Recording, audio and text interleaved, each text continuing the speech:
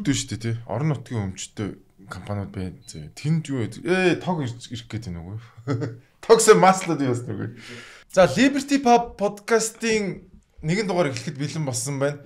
За их сони юм бол тог тасарчлаа. Гэхдээ энэ ямар нэгэн тавилт мовилт биш шүү. Энэ яг одоо Улаанбаатарт 11 сарын 1-ний өглөөний 12 цаг болж байна. Тэгээд тог цэг хэмээн дээр саатал гарсан гэдэг юм гарсан байх шүү. Тэгээд бид ямар ч байсан батарейгаар бүх юмнууд ажилладаг учраас гэрэл жоохон багтаа ингээд эхэллээ. Тэгээд бүгдээрээ тулгаад эхлэе. Тэгэхөө өнөөдөр төсөв ярина манайхаа. Төсөв. Ерөөсөө 2026 оны төсвөл ярина шүү зөө. За тэгээд тулгаад эхлэе. Баярлалаа. Гоё. Тэгээ энэ чинь ийм соёлтой юм байна маа. Тэгээ уучч болно уухгүй ч байсан болно заа манайхаа.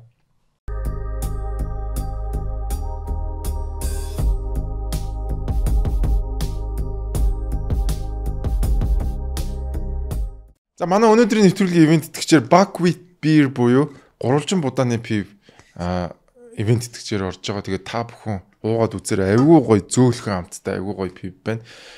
За энэ юугаар онцлог юм бэ гэхээр за ямар нэгэн байдлаар диабеттэй ч юм уу эсвэл бол тулаан өвчтөн хүмүүст ямар нэгэн байдлаар чихрийн ихсэгдэх ч юм уу те ийм сөрөг нөлөө байхгүй ийм гоё эрүүл пив байгаа. Тэгээд та бүхэн бас амсч үзээрэй Buckwheat Beer.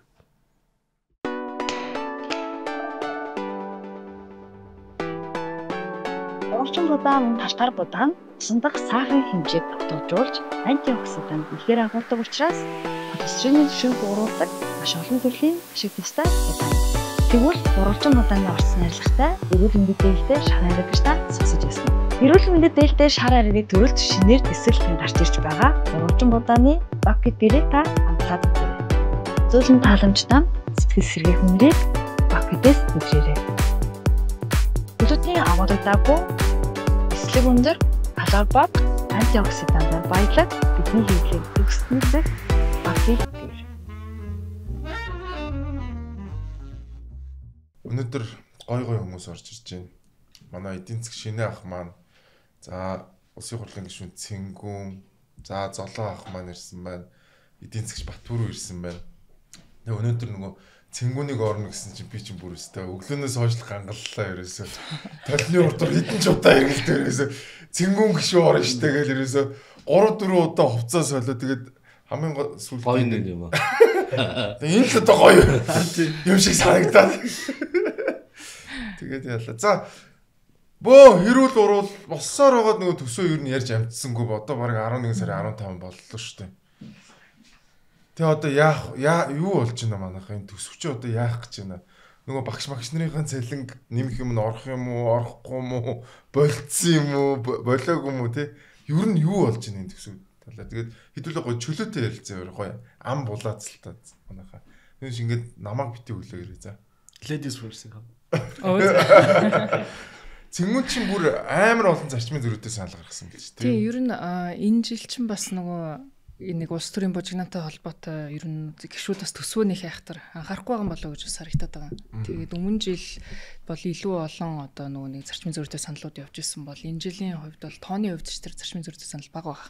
Гэхдээ Лодо Самбуу, Бямсүрэн гишүүн тэгээд бид гурав ерөнхийдөө бол нийлээд 22 зарчмын зөрүүтэй санал гаргаад 1.2 их найд төгрөгийг үндсэндээ бол шаардлагагүй төсөв байна гэдгээр асуулах санал гаргасан юм. Гэхдээ ер нь тэрнээс гадна ч гэсэн бас айгүй их анхаарах хэрэгтэй концепцийн чанартай юмнууд байна л да. Манай засгийн газар ч бол ерөөсөө данхар төрийг багасгаад жижиглээд одоо их л сайхан төсөв бариад ороод ирлээ гэдэг юм яриад байгаа. Гэхдээ дотор нь ахаад анализ хийгээд үзэх юм бол бүтцийн үед бид нэр өөрчлөх хэрэгтэй юмнууд бас их харагдаж байгаа л да. Тэгээд ер нь үндсэн төсөв харахаар ч одоо улсын төсөв чинь бол 20 их найдтай, орон нутгийн төсөв 7.4 их найд. За тэгээд нийгмийн даатгалын сан 7.6, эрүүл мэндийн даатгалын сан 2.5. Тэгээд зээл тусламж гэдэг хэрэг 365 тэрбум орчим гэдэг. Ерөн зөвөр асар олон тоонууд дунд явж байгаа юм л да. Тэгээд бид нар чи одоо нөгөө их найд гэдэг тоог ер нь хэр их хэмжээтэй вэ гэдгийг ерөөсөө ойлгохоо болчиход байна шүү дээ. Их найд гэдэг чинь одоо хэдэн 100 тэрбумын тухай бид нар 1000 тэрбумын тухай ярьж байгаа асуудал. Тэгтэл нэг энгийн иргэний хувьд 1 тэрбум төгрөг гэдэг чинь ямар их мөнгө лээ? 100 сая төгрөг гэдэг чинь ямар их вэ? Хэдэн жил ажиллаж иж болох вэ? Тэр чинь өөрөө олдох боломжгүй юм. Тэгж яхад улсын төсвийн номыг эргүүлээд харж яхад бол тэгэн дунд нь бид нэр төөрөхөр байгаа байхгүй юу? Юу вэ гэж бодоод гартал. Тэгээ сүүлийн жилүүдэд л эн чинь одоо нөгөө нэг хэд дахин нэмэгдээд явцсан байдаг. Тэгээд яг хоо энэ их мөнгөний нийлүүлэлт маань буцаагаад бидний одоо ханшийн үнэлтэнд асар ихээр нөлөөлж байгаа. Асар их мөнгөнд үнэтэй юмнууд яриад байдаг. Бид нар одоо ингээл асар их цалингаа нэмүүлж гин гэж ойлгодог. Түрүү жил чинь түрүү ялбаа агчдын цалин 10%-аар нэмсэн шүү дээ. Гэхдээ тэр 10% нэмэгдэл үрээ бодит нэмэгдэл болсон уугүй юу? Буцаагаад нөгөө нэг дэлгүүрт ороод авдаг барааны үнэ нь ахаад 10% нэмэгдчихэр чинь. Эн чинь өөрөө бодит өсөлт биш байгаа. Яагаад бодит биш вэ гэхээр бид бүхэн улсаараа бүтээмжгүй байгаа.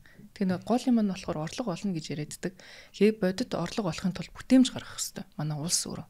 Ажил хийж байгаа хүн чинь өөрөө ямар нэгэн баялаг бий болоход тэр нь өөр эдийн засгийн эргэлтэнд орох хэрэгтэй. Гэтэл тийм зүйл байхгүйгээр бид бүхэн зүгээр тооны араас хөөцөлтгөр би энд сууж байгаад нэг цаас хевлээд нөгөө хүнд өгч байгаа юм шиг. 3 сая 500-ийн цалинтай талхаа 6,000-аар авах гэдэг шүү дээ. Энэ өөрөө ямар ч утгагүй асуудал болчиход байгаа юм л та. Сая газ дооцсон газ гараад болтгоо. Би юм ярьж байгаад энийг чихвч аваад дэс чихвч биш идэрөө орж юм шиг. Харин юуны ер нь юм том тектоник явагдаж байна. Одоо төсөв улсын хурал дээр төсөв яаж хилцгээ гэдэг талаар. 24 оны сонгуулийн өмнө намууд чинь нөгөө бүгдээрээ төсвийн эдийн засгт хэмжээг бууруулна.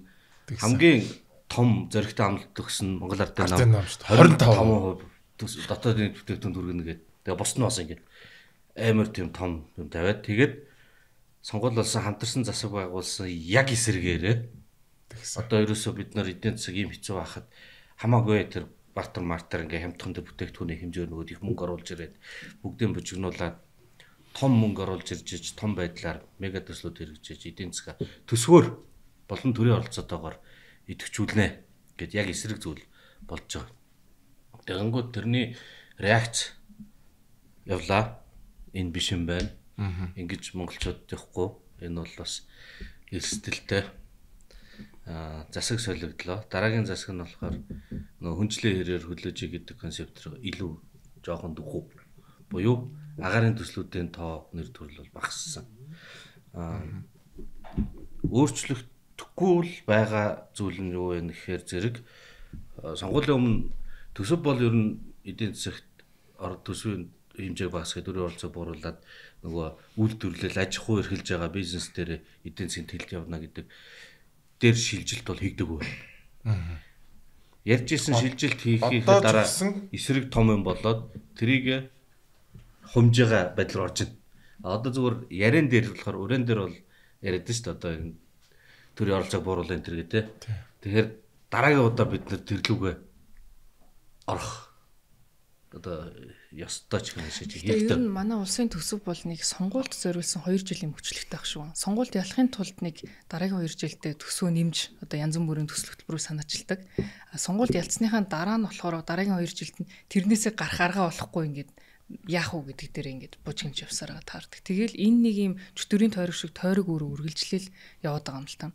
Тэгэд энэ сонгуул тойрсон сонгуулийн амлалтуудтай холбоотой асар олон одоо буруу шийдвэрүүд дунд л бид нар нэг улс төрчид нь яриалдаг сөрөг хүчнийх нь гаргаж ирж ярьдаг. Гэхдээ ингээд гоё нэртэй одоо зээлийн сан ч юм уу эсвэл одоо татаа асууд, дэмжлэгүүд, одоо халамжууд ч байт юм уу. Энийний хойноос явахаар бид нар ерөөсөө гүйцэж чадахгүй байгаа. Иргэдэд гоё сонсогдох, таалагдах нэртэй юмнуудыг ямар нэгэн байдлаар нэг хүн гайхамшигтай зүйл болвол сэтгэл одоо 28 он дахиад гаргаад ирнэ.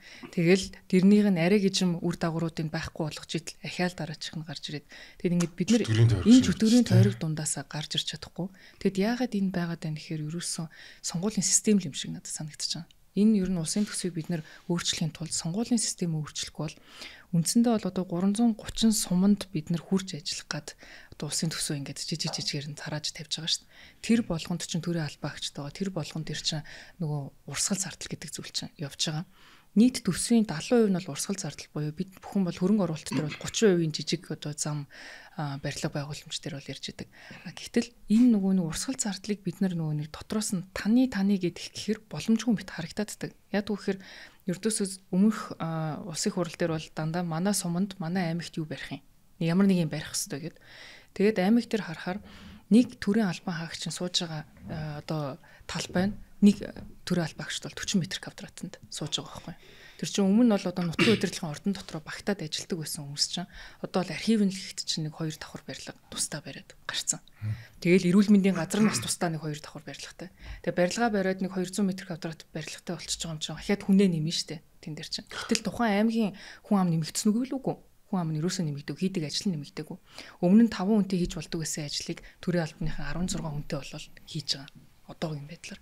Тэгээ хамгийн гол нь одоо чинь энэ жил хөрөнгөний зардлаар бид нэр ингээ барилга байгууламж болгоо барьчихж байгаа. Бүтээн байгуулалт юм шиг харагдаж байгаа. А дараа жилээс нь тэр чинь урсгал зардал гарна шүү дээ. Тэр байшинг чинь дулаалгын мөнгөний гарын цахилгааны за тэгээ цэвэрлэгч одоо юу гэдэг тэрнтэй холбоотой асар их зардал илэгдлийн зардлууд нь тооцогдоод явхаар энэ их одоо улсын өөрийнх нь өмчтэй холбоотой гарч байгаа зардлууд байдаг.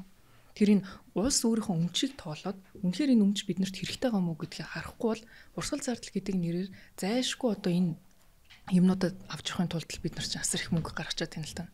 Тэгэд энийг бид нар нэг зэгцэлэх нэг талд байгаа. Нөгөө талдаа болохоор төрийн өмчт компаниуд байгаа. Бидний улсын төсөв буюу улсын хурлын гишүүдийн орох боломжгүй маш том төсөв. Энэ төрийн өмч компаниуд дээр 70 их 80-ийн өмч биш. Тэгээд одоо жишээ нь энэ 26 оны төсөв дээр бол ерөөсөө өмч хувьчлаас олох орлогоо тэг гэд оруулаад өгсөн ба. Одоо 70 их 80-ийн өмчтэй байна штэ. Өдөр шөнөгөө л одоо төрийн компаниудаа хувьчлна гэд яриад идэг хэрнээ боддоор бол юу ч хувьчлаагүй. Юу ч гаргаж ирээгүй. Тэгэхээр чин энэ их бүтээмжгүй бид нар одоо мөнгөгүй ч гэж ярих хэрэггүй байгаа. Мөнгө байгаа. Биднэрт бүр бас их өмч байгаа энэ төрд бол. Тэгээд тэр өмчийг бид нар хувьчлах хэрэгтэй шүү дээ. Хүмэл ашиг олдгоо тийм л маш их хэмжээний өмч хөрөнгө байгаа шүү дээ. Тэгээд тэр нь өөөс цаг хугацаа явахын хэрээр илэгдээл ашиглахын аргагүй зүйл болол хаягдана. Ердөөсөө нийтийн өмч буюу төрийн өмч гэдэг чинь тийм л зүйл байгаад байгаа юм л та. Хэрвээ тэр хувийн өмчт ямар нэгэн барилга байсан бол тэрийг хувийнхан бол хизээж тэгж одоо нормаль салбайтал нь байлгахгүй шүү дээ. Тэр энэ дээр л асар том ялгаатай. Тэгээд надад бодогдож байгаа зүйл бол нөгөө 90 онд бид нөр өмч хувьчлал хийхэд нэг алдаатай зүйл хийсэн юм шиг байна. Тэр нь болохоор нөгөө Польшууд бол жишээ нь хийхдээ өмч хувьчлаа бол явуулж байхад яг олон улсын зарчмаар нь компаниудынхаа үнэлгээнүүдийг гаргаад тэр өмчийнхөө бодит зах зээлийн үнэлгээг гаргаж агаад хүрэн авч чадах чадвартай хүмүүсүүд нь шууд худалдаа аваад явсан. Тэгэхээр тэрүүнийхээ үндсэн дээр тухайн үед нь хөрөнгөний зах зээл босоог байсан учраас гадны хөрөнгө оруулагч нар нь орж ирээд мөнгөний эргэлт өөрөө тухайн зах зээл дээр бий болсон байна. А манай Монгол бол бий болсон гэхээр бид нар чинь иргэдтэй заавал хүртээмжтэй байлгана гэд купон гаргасан шүү дээ. Тэгш гуваа гэд. А тэрнээс нь болоод нөгөөний тухайн үед арай мэдээлэлгүй байсан ч юм уу эсвэл тухайн үед арай боломжгүй байсан хүмүүсүүд нь ашиглагдсан. Мэдрэмж аваад. Мэдрэмж дээрээс нь бас ашиглагдсан уу гэвэл ашиглагдсан. Тэгэд хэсэг бүлэг хүмүүс хоцсон уу гэвэл хоцсон. Тэрнээс болоод бид нар улсаараа ердөөсөө энэ өмч хувьчлал чинь буруу юм байна. Ерөөс ахиж байж болохгүй юм байна гэдэг юм траума маягийн дуу юмд орсон байхгүй. Тийм болохоор бүхэл юмыг юм л болвол төр өмчл наадуулчин авах гэдэг юм гээд тэгэд төрийн өмчөөс гаргая энийг хувьчлая гэж нэрлэхээр наадуулчин нийлж хулгай их чинь хин авч баяжих гэдэг юм гээд харталтаасаа болоод өнөөдөр ямар нэгэн төрийн өмчийг хувьчлана гэж ярихаас бүгд айгаад хэлж чадах байлцсан. Тэгэд эрнийх нь үр дүнд ерөөсө 30 жилийн дараа гэхэд төрөөс их өмчтэй зүйл байхгүй. Ер нь ямар ч хувийн компанич байхгүй, юу ч байхгүй. Буцаа бид нар чинь ерөөсө нэг социализм асар хурдтайгаар буцаага байгуулсан байгаа байхгүй. Энэ дунд чинь ерөөсө чөлөө зах зээл байхгүй шүү дээ. Манай төрийн оролцоод зах зээл байгаад байгаа. Энгийнээрээ өөр явж байгаа ямар ч салбар байхгүй. Манай Монгол улс. Тэгэд энэ бол өөр асар харамсалтай.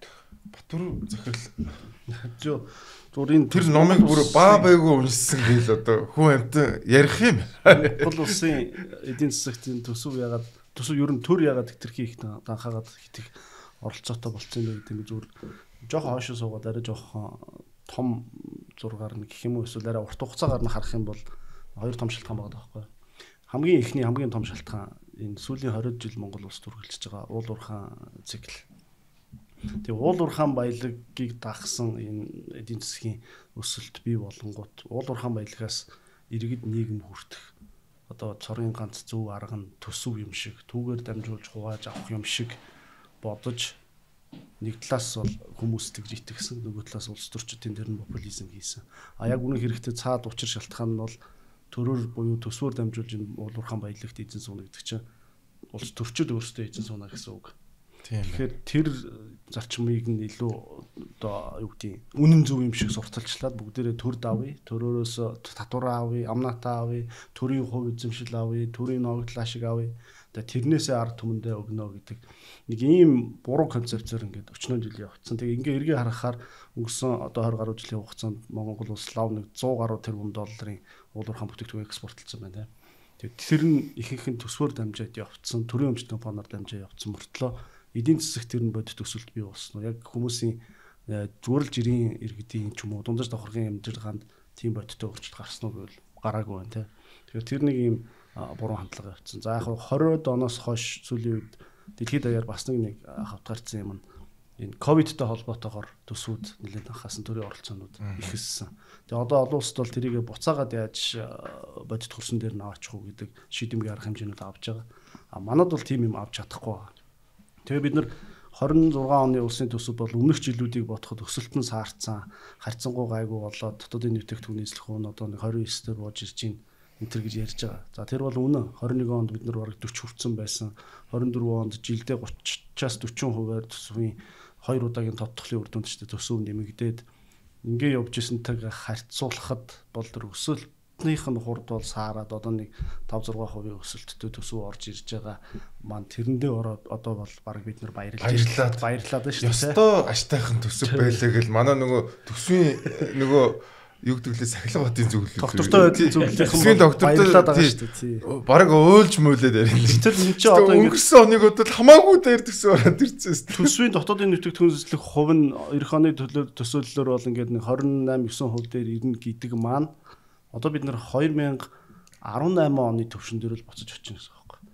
Сүүлийн 10 гаруй жилд ингээд төсөв ингээд бид нар ер нь 18 онд Монгол улсын төсөв чинь 10 жилийн өмнө 2005-6 он гэхэд бол нэг 4 их 80, 5 их 80, 6 их 80 гэдэг тоонууд л явдаг байсан. 18 онд л анх 10 их 80 гэдэг тоо руу орж ингээд орон солигдсон байна. Тэгээ өнөөдөр бол бид нар 35-ын тухай ярьж байгаа шүү дээ. Ингээд 10 жилийн дотор 5-6 дахин ингээд төсөв доллараар ирэхлээр бол 5-6 дахин өсөг байгаа тий. Доллараар хаад мэдээж хэрэг тийм байж чадахгүй. Хашин дагаад өсөг байгаа шүү дээ. Зүгээр тэгэнтэй харьцуулаад эргээд харахаар яг тийм байхгүй. Төсөв ингээд 10 жилийн дотор 6 дахин томорчсон байна. Өөр ямар Монгол улсын эдийн засаг яг тэгж 6 дахин бүтээмжтэй ашигтай болсноо. Монголын дундаж айл өрхийн орлого 6 дахин нэмэгдсэн үү? Жирийн компаниудын орлого 6 дахин ашиг нь нэмэгдсэн үү? Гэд асуухаар бол үгүй л гэх байх л да. Ер нь их ихтэй л тийм үү? Тэгээд онцгой амжилт гаргасан нэг ганц үеийг нэст тооцвол. Тэгэд бодохоор төрөөр дамжуулж, төсвөөр дамжуулж эдийн засгийг өдөрт нь хит оролцсон төлөвлөнө гэдэг чинь бол оновчгүй зам юм байна. Бид нар энэгээр чи өмнө нь яг асуум дээр 70 жил явцсан зам руугаа буцаад эргэж тойрч тэр замаараа явах хэрэггүй байна гэдгээл одоо ойлгох цаг болчиход байгаа юм л да. Тийм. Энэ жилийн төсөв бол яг зөв байдаг л төсөв байхгүй юу? Яг л нэг босруулдаг арга замаараа л хийгээд ороод ирсэн төсөв байгаа. Тэгээд яг бид нар нөгөө нэг өмнө жил хий гэж ийсэн юмнуудаа тухайн жилдээ амжуулаад хийдэг болчмоор юм байлаа. Улсын хурлаас 2 тогтоолын төсөл баталсан. Одоо энэ төсөв болон энэ төрийн санхүүтэй холбоотой асуудлуудаар одоо судалж шинжилж сайжруулах. Тэр 2 тогтоолын төсөл яг өнөөдөр энэ дараагийн жилийн төсвөө ярьж явах үед одоо ямар бэлэгтэй байгаа юм. Яг аль алийг шийдсэн, ямар асуудал гарсан гэдэг бол ахаа яригдахгүй байхгүй юу.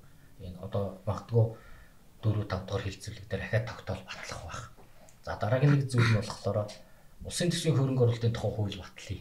Эний шиг хэрэгтэй юм алга гэж яг өнгөрсөн жилийн эдид бол бараг л засгийн газрын бүх улсын хурлын гишүүдэн ч ярьж исэн. Энэ жилд тэр хууль нь бүр одоо төслөнж байхгүй байхгүй юу одоо. Уг нь бол төсөл нь олон нийтээр хилцэгдээд одоо бас батлах шатанда явж исэн болов яах вэ? Ингээд өнгөрсөн жил энэ төсвийн одоо төсвийг сайжруулах те төсвийн сахилга бат төсвийн эдийн засагт улс оронд гүйцэтгэж байгаа үүрэг тий. За тэгээд төсвийн үр ашиг сайжруулах талаар бид нар ийм олон юм хиймээр байна гэдэг ингээд уг нь бол аятайхан тийм дүгнэлт энэ төр гараад бүгдээрээ яатсан. Тэгтэл бүтэн жил болоход энэ төр ирсэн. За лавл миний хувьд бол ингээд сайжруулаа инглигээ гаргаад тавьсан зүйл одоо харагдахгүй байхгүй. Тэгэхээр бид нар ялангуяа одоо энэ 2 улсын хурлын гишүүн байгаа юм чи тэгээ өмнө жилийнхээ дээр амлсан юм аа ингээд хийцэн байвал энэ жилийн төсөлд магадгүй бас багч гисэн дэвшилттэй тийм төсөл орж ирж магадгүй. За одоо улс орондоо яриад цалингийн асуудал ярьж штэ. Бид нар ингээд нэг салбар үйлсгэлэн зарлахлаар нь 10 жилийн турш 10 жилийн турш 10 сая төгрөг 10 сая талбайтар жигсгалаар нь ингээл салбараар нь ингээл асуудлыг шийдэхгээ яваад байх юм уу? Энэ татвар төлөгчдийн мөнгөөр цалинжиж байгаа энэ нэг хэдэн салбар байгаа шүү дээ, тийм. Энэний тэр цалингийн асуудлыг ийм нэгдсэн бодлоготой байх юм уу? Энэ жил дахиад шинэ асуудал гараад ирж байгаа юм. За сая Цэнгүүн гишүү ярьсан бас сонгуулийн өмнөх жилийн төсвийг бид нар яаж хуулиар хязгаарлах юм? Тэгэхгүй л одоо яг нэг 24 оны төсөв шиг 20 оны төсөв шиг юм уу, тийм. Ингээ сонгуулийн өмнөх 2 жилд ингээд хүчээр тэлдэг. Харин энийгээ дагаад үн ханш өсөх, тийм ээ. Мөнгөний үндэс нь иргэдийн одоо бодит орлогын одоо үндэс нь буурах асуудлуудыг шууд бодлогоор хийж байгаа байхгүй. Тэгэхээр за дагаа дахиад нэг юм байгаа. Өнгөрсөн жилийн төсвөөр ярьжсэн. 200 хэдэн хуулийн 1024 заалт одоо энэ төсөвт ямар нэгэн байдлаар нөлөөлж байна. Энэ хуулийн энэ бүх хуулийг одоо энэ төсвийн бодлого төрийн санхүүгийн бодлоготой нийцүүлж өөрчлөлөө гэж хэлсэн. Одоо нэг ч хууль өөрчлөж чадаагүй байгаа. Тэгэхээр одоо бид нар одоо ингээд хоримтлагдсан асуудлууд байна. Тэгээ энийгээ шийдэд явахгүй энэ 4 жил чинь дууслаа шүү дээ. Өнгөрсөн жил чинь тэгээд исэн мэт. Үгүй энэ би нэг сайндаа оруулаад байгаа юм шиг. Наад бүх төсвүүч бүгд хуйлтай маа гэдээ өрлөөдсөн шүү дээ. Тэгж авахлан чи. Нэг хууль батлахлаараа ингээд оронтоо гаргадаг. Эсвэл тэрүүнд одоо зориулсан төсөв гаргахаар ингээ хөрчиж байгаа байхгүй юу? Тэр нь одоо нийт төрийн байгууллагууд, төсвийн байгууллагуудын хоорондын ажил үргийн уялдаа холбоо энэ төр бол бараг зарим нь хамаарахгүйгээр ингээ гаргачаад байдаг. Тэгээ өнгөрсөн жилийн төсөвдөр чинь тэр хуулиар өгөх ёстой мөртлөө сууж чадаагүй 6 их нийт төгрөгийн төсөв ингээ суулг үлдсэн ш та зардал. Хэрвээ тэр бүх хуулийг ингээ хэрэгжүүлээд явбал дахиад 6 их нийт төгрөгийн зардал одоо ингээ төсөвт суунаа. Тэр бүх хуулийг ингээ тэр бүх хуулинд заасан тэр төсөв санхүүгийн зохицуултыг ингээ хэрэгжүүлээд бүх хууль ингээ 100% хэрэгжинэ гэж байгаа байхгүй. 26 оны төсөв дээр нэг юм ерөнхий зураг бол надад харагдаж байгаа. Ингээд химний ингээд хичээгээд ингээд нэг ордог гаргацсан. Тэгэхдээ нөгөө талд нь цалин нэмэх шаардлагатай.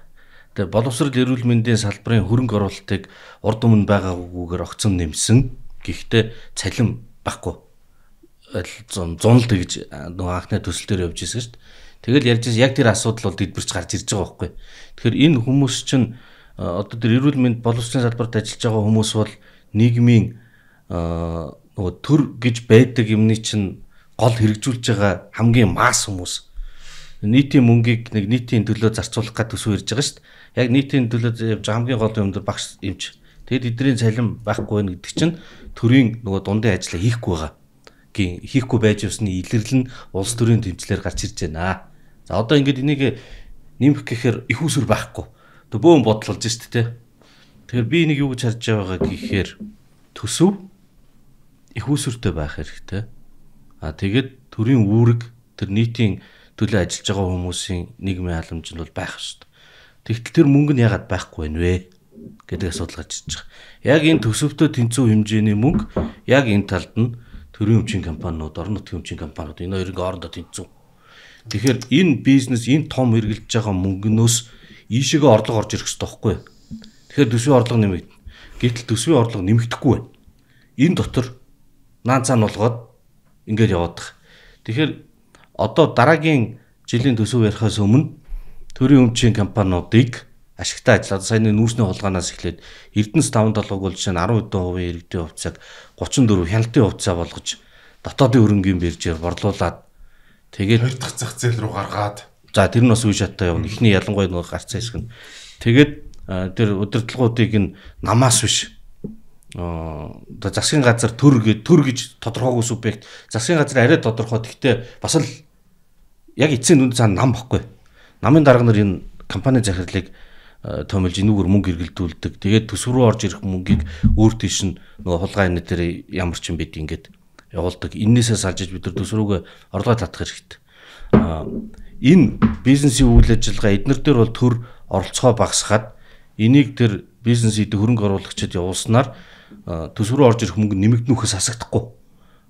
Нийт иргэд дээр очих мөнгө нэмэгднөхөөс асагдахгүй. Эдийн засаг өөрөө өсөх хэрэгтэй байгаад. Нэг ийм суур юм бол хийх хэрэгтэй болчихдог. Тэгэхээр бид нар одоо төсвийн тоол яриад байгаа боловч яг үнэхээр хоёр гишүүн хэлээд байгаа тэр төрийн өмчт компаниудыг юус ярих гээд байгаа байхгүй юу. Цэнгэн гишүүн бол сая хэлж чинь төрийн өмчт компаниудын өмч asset 70 их 80 гэж орон нутгийн өмчт компаниудын тэрийг оруулахаар энэ 100 их 80 байгаа. Үндсэндээ Монгол улсын нийт эдийн засагта тэнцэх хэмжээний хөрөнгө төр орон нутгийн өмчт компаниудаар байгаа. Тэрнээс бий болгож байгаа үр ашиг бол байхгүй шүү дээ. Тэр одоо жишээлбэл эрхчээдийн төсөв дээр нэг 270 тэрбум төгрөгийн ногдол ашиг төсөв төлөвлөрүүлнэ гэж. Тэр 108 компани төрийн өмчт компани 20 хэдэн л ашигтай ажилладаг. Бүгд алдаг. 270 чинь гарын 5% болох компани. Их сони марсан шүү би. Төрд биш үү те. Орон нутгийн өмчтэй компаниуд байд. Тэнд юу тог ирэх гээд байна уу? Тогс маслаад яасан вэ? Имийн сан байна манайхаа. 8 нэрийн барааны дэлгүүр шүү дээ. Төрийн өмчт. Орон нутгийн өмчт. Гүйчт юу гэсэн юм. Тэгэд яагаад гэж би асуухгүй. Яагаад имийн сан 8 нэрийн барааны дэлгүүр байгаа юм бэ гэсэн чинь хувийнхын ирэхлээр ашиггүй учраас бид нар хийж байгаа гэж. Ерөөсөө нэг юм ухаалаг айгуу тийм нэрээ тэгж хэлж байна. Би бүр гайхаад би арайч имийн сан 8 нэрийн барааны дэлгүүр төрд байна гэж төрдчих зах байдаг үстэй. Зах зөндөө. Сая сүүлч зөндөө зах байна шүү дээ. Манай дүүрх мөрөнд нэг юу шатаа. Органик зах гэдэг. Тэр бид нар чинь хангуул дүүрх. Мэргэн ухааны асуудал байгаад байгаа юм аа. Мэргэн ухаантай учраас би ингээд хүмүүсийн өмнөөс яаж ажиллах зохистойг зааж өгөө гэд юм болгоныг аваад байгаа байхгүй. Би одоо дахиад нэг жишээлээ. Сая би түрүүчийн 7 хоногт юун дээр нөө зарчмын зөрүүтэй санал өгсөн төсөв дээр тэр нь болохоор нийгмийн даатгалын сан, эрүүл мэндийн даатгалын сангийн хуримтлагдсан одоо ашгийг зардлын дараа үлдсэн эерэг дүнг төсвийн алдагдал тооцоо болоо. За ингээд тасчих юм бол 1 их 80 төгрөгийн зөрөө гарна. 1 их 80 төгрөгийн зөрөө гарчаар төсвийн алдагдал нь дотоодын нийт бүтээгдэхүүний 2%-аас бага байх ёстой гэсэн тусгай шаардлага нь биелэхгүй 2.9% дээр очино. За тэгээд дахиад 26 оны шинээр эхлэх хөрөнгө оруулалтыг сургууль эмнэлгийн хасаад ингэх юм бол бараг 1 их 80. Тэрийг нь бүгдийг зогсоох юм бол төсвийн алдагдал нөгөө 1.9 рүү орно. Одоо тусгай шаардлага нийцнэ. Яагаад ингэж юм бэ гэхээр зэрэг нийгмийн даатгалын сан гэдэг бол хүмүүсийн дундын цуглуулж байгаа мөнгө, тэ? Хар өдөр ашиглана, тэтгэврээ аавна. Энийг нь би ухаантай юм чинь энийг нь би зохицуулъя. Энийг би авчи. Аваад ингээд төсвөө алдагдлаа нөхий гэдэг шийдвэр гаргаад олон жил явцсан байгаа байхгүй. Тэгээд зүгээр бид нар 2016 оноос хоошхын ингээд жагсааж үтсэн 10 жил. Энэ 10 жилийн хугацаанд нийгмийн даатгалын сангаас 1.5 их 80 төгрөгөөр арвчих байжээ. Тэр арвчих мөнгийг төсвийн алдагдал нөхцөн байна. Энэ төсвийн алдагдал нөхсөн тухай одоо нөө бид нарт тарааж өгж байгаа ном. Тэгээд 2026 оны улсын төсвийн тухай хууль дээр 1-1 дээр төсвийн алдагдлыг хаанаас нөхсөн энтер нь байх ёстой гэж заасан байдаг. Дотор нь байхгүй. Хүснэгт нь байхгүй. Задаргаа нь байхгүй. Зөндөө хагаад байхгүй. Тэгээ сангийн яамнаас деталийг авахар зэрэг тоог нь бодоод үзэхээр ялтч шилжүүлж бодсон баг. Тэгэхээр тэр нь болохоор нэгдүгээр за тэр төсвийн тухай хууль дээр заасны дагуу алдагдлаа юугаар нөхчөө бичих ёстой. Хоёрдугаарт нийгмийн даатгалын сангийн тухай хуулийн нөгөө зориулалт нь нийгмийн даатгалын санг юунд ашиглах вэ гэдэг зориултан дээр төсвийн алдагдал нөхнө гэж байхгүй. Гуравдугаарт нь хэрвээ төсвийн алдагдлыг ямар нэг юмнаас нөхөд байгаа бол тэр нь нөгөө засгийн газрын өр дээр бичигдэж явах ёстой байдаг. Тэгэхдээ өр дээр тэр нийгмийн даатгалын сан, эрүүл мэндийн даатгалын сангаас авсан мөнгө нь байхгүй. Тэгээ ингээд нэг татаас өгөөд ингээд хүмүүсийг яагаад байгаа засгаас нийгмийн даатгалын минь өгөөд нөгөө халамж боломжийг өгөөд байгааг бүр татаас энэ төргээ бичсэн. Тэр татаас гэдэг үгээ хасчаа гэж бас зарчмын зөрүүд санал өгсөн. Татаас өгж байгаа юм биш. Тэртээ дөрвөө тэр өөрөө тийм тэр өөрөө төлөх ёстой нийгмийн даатгалын сангийн би өмнөөс чинь төлчихье гэж амлалт авсан байхгүй юу? Одоо зарим чиглэлийн үйл ажиллагаа. Тэгээд тэрийгэ төлөхийг татаас гэж үзээд хүн буян хийж байгаа юм шиг. Зүгээр л өөрөө төлж байгаа юмыг нь би өмнөөс нь төлөе гэсэн бол үүргээ хүлээгээд засгийн газар төлөх ёстой байхгүй юу? Нөгөөдөл нь болохоор зэрэг хүмүүсийн цуглуулсан мөнгийг ингээд нэг төсвийн орлого юм шиг ашиглаад байгаа нь ерөөсө хуулийн зал тараач гэсэндээ зүү зохисгүй логикоор бодохоор эрүүл ухаанд зохисгүй юм байна. За ингээд энэ хуримтлагдсан ашгаараа тэр төрөө нэмэх мөнгийг нь үе үеийн засгийн газар чинь идсэн байна шүү гэдгийг хэлээд байгаа. 2 жилийн өмнө төсөв ярьж байхад нэг тухайн үед одоо байхгүй нэг гишүүн тэгж хэлж ирсэн шүү дээ. Тэтгэврийн нийгмийн даатгалын сангаас ард ахмадуудтай олгож байгаа тэтгэвэр бол төрөөс ард ахмадуудтай өгж байгаа буян хишиг юм аа гэсэн шүү дээ. Тэгээд яг тийм тэгж боддог юм байна. Тийм учраас тийм тогтолцоо тийм job тийм байна гэж ойлгох хэрэгтэй. Цэвэн гişүний баахан зарчмын зөрүүтэй татаасаа ярьчаад дараа нь нөгөө зарчмын зөрүүтэй сандлага хадлаар бас нэг жоохон дэлгэрүүлээд яриа. Тийм яг хөө ер нь зарчмын зөрүүтэй сандлууд донд ч гэсэн татаасууд бас орж л байгаа л да. Тэгээд нэг юм нь болохоор бид нар чинь нэг 3.5 сая хүнээс 2.3 сая хүн халамж авч байна гэд тэгж ярихаар би юусаа автгүй штэ. Би юусаа хизээч халамж авч байгаа үг татаас мутаас надад хүрдгүү юу яриад байгаа тийм байхгүй гэд манай иргэд аяг хууралдаг. Тэгээд тэр нь юун дээр гарчдгүү гэхээр одоо жишээ нь цахилгааны үн дээр жишээ нь бол одоо асар том татаасууд явж байгаа штэ. Тэн дээр таны төлөх байсан одоо цахилгааны үн төлбөрийг төрөөс бас ахаад багаар одоо танаас бол өртгөөс нь баг дүн аваад тэгээд тэр зөрүүг нь төр өрөө төлж идэг. Тэр өөрөө бас халамжийн нэг хэлбэр болчихж байгаа. Нийтийн тээврийн одоо нэг хамгийн том одоо нийтийн тээврийн алдагдал дээр бол 243 тэрбум явж байгаа. Одоо дараагийн жилийн төсөв төр асар том мөнгө байгаа үстэй. Бид нар ч одоо нийтийн тээврээ сайжруулахыг хэлээдэг. Улсаас 243 тэрбум төгрөг тавьж байгаа. Хэрвээ энэ өөрөө хувийн компанид байсан бол одоо манай нийтийн тээврийн сүлжээ юу асар мундаг байна да. Гэтэл 243 тэрбумыг нийтийн тээврийн салбарт өгч ийн гэдэг чинь өнөөдөр плетэ аваад явж байгаа хүн жишээ нь эндээс бас л хүртэж байгаа юм шигээр ойлгогдож байгаа байхгүй. Гэхдээ өнөөдөр нийтийн тээврийн салбар сайн уу гэвэл үгүй. Энэ ямар ч хүртээмж байхгүй. Эн чинь өөрөө бидний өмнөөс биднэрт халамжилж байгаа юм шигээр төсөв дээр ингээд тавьчихдаг. Тэгээ нийтийн тээврийн салбараа хөгжүүлэх гээл энд асар их мөнгө одоо улс маань зарцуулаад байна шүү дээ. Гэтэ эн чинь бодит юм уу гэдгийг бид нар буцааж харах хэрэгтэй байна. Үнэхээр яг энэ нийслэлээр ингэж яваад байгаа энэ нийтийн тээвэр нь сайн байгаа мó 240 тэрбум 3 тэрбум хайшаагаа орж байгаа гэдгийг харахгүй бол нөгөө нэг хэрэглэгч өөрөө төлж байгаа төлбөр дээрээ хяналт тавихгүй одоо хяналт тавих боломжгүй үн тавьчихдаг. Тэгээ буцаагаад хэрэглэгч шаардлага тавихаар үгүй та нар чинь баг билетэндээ мөнгө төлдөггүй шүү дээ. Тийм болохоор л юм байгаа гэдэг үгээр амын таглцдаг иргэдээ болохоор. Нөгөө талдаа иргэдийнхэн төлсөн татвараас 243 тэрбум авцсан байгаа даа байхгүй. Тэгэд эн чинь өөрөө буцаагаад нөгөө нэг татаасын айгүй том зовлонтой асуудал болгочод байгаа юм л та. Дараа нь болохоор бас нэг асар том байдаг одоо татаас дэмжлэг нэртэйгээр явж идэг энэ хөдөө аж ахуйн баахан одоо юмуд байгаа. Одоо зээлийн сангууд хөтөлбөрүүд байгаа. Баг хүүтэй, урамшуул гэх сүүний урамшуул, латар аян, цагаан хөтөлбөрөн энэ гэдэг нэг. Тэгээд янз бүрийн нэрнүүд ингээд оруулсан. Тэгэд энэ дээр болохоор 23-аас 25 оны хооронд бид нэр 3.5 их 80 төгрөгийг хөдөө аж ахуйн салбарт урамшуулал дэмжлэг хэлбэрээр олгосон байгаа байхгүй юу?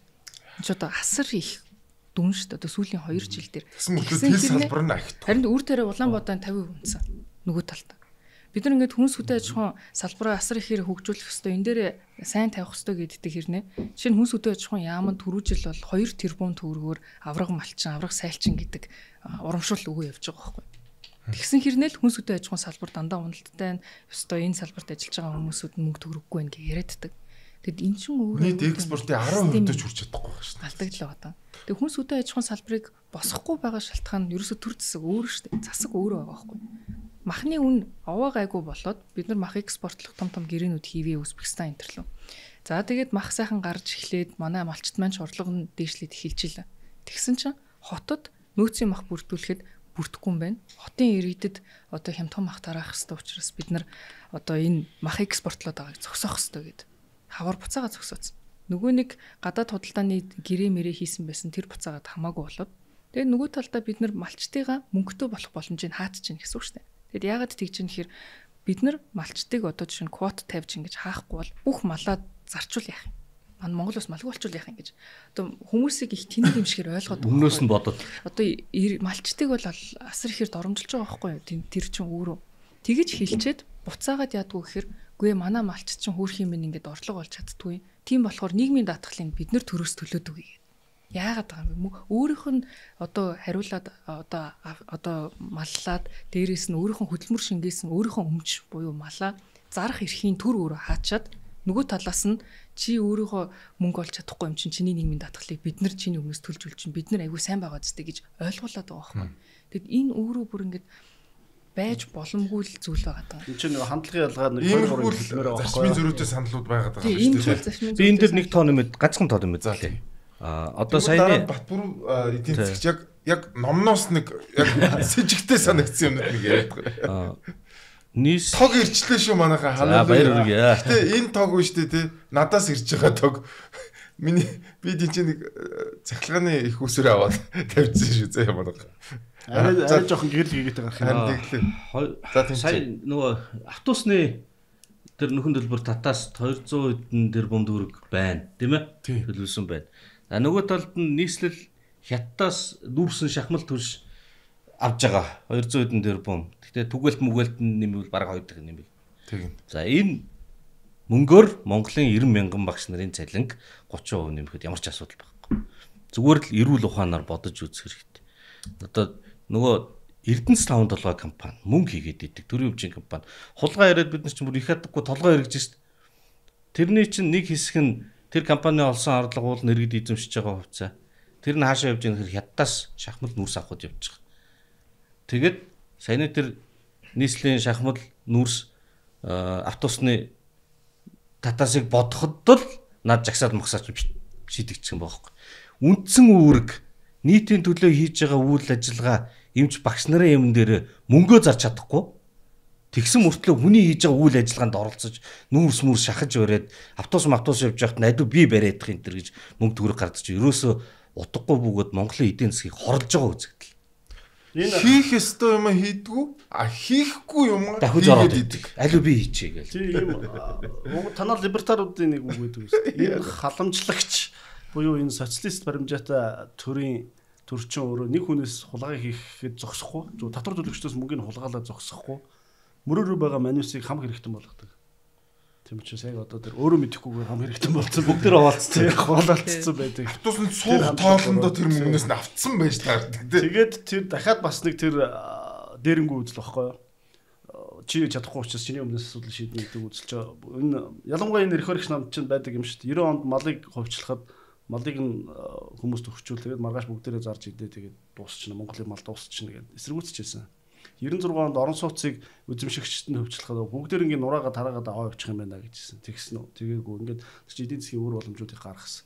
Тэрний дараа одоо яг уул уурхаа гэдэг энэ одоо эдийн засгийн салбарыг иргэд өөрсдөө хувийн хвшлийнхнаар дамжуулаад энийг ашиглаж болно. Тэндээс үргэлж шимээ хүртэж болно гэж ойлгохыг хүсэхгүйгээр үгүй би чиний өмнөөс наадах чинь төрийн өмчт компаниар дамжуулж аваад ашиглаад тэгээд тэгчээ чамд юм өгнө гэдэг юм яриад байгаа байхгүй. Тэгээд тэр нь бол ажиллахгүй.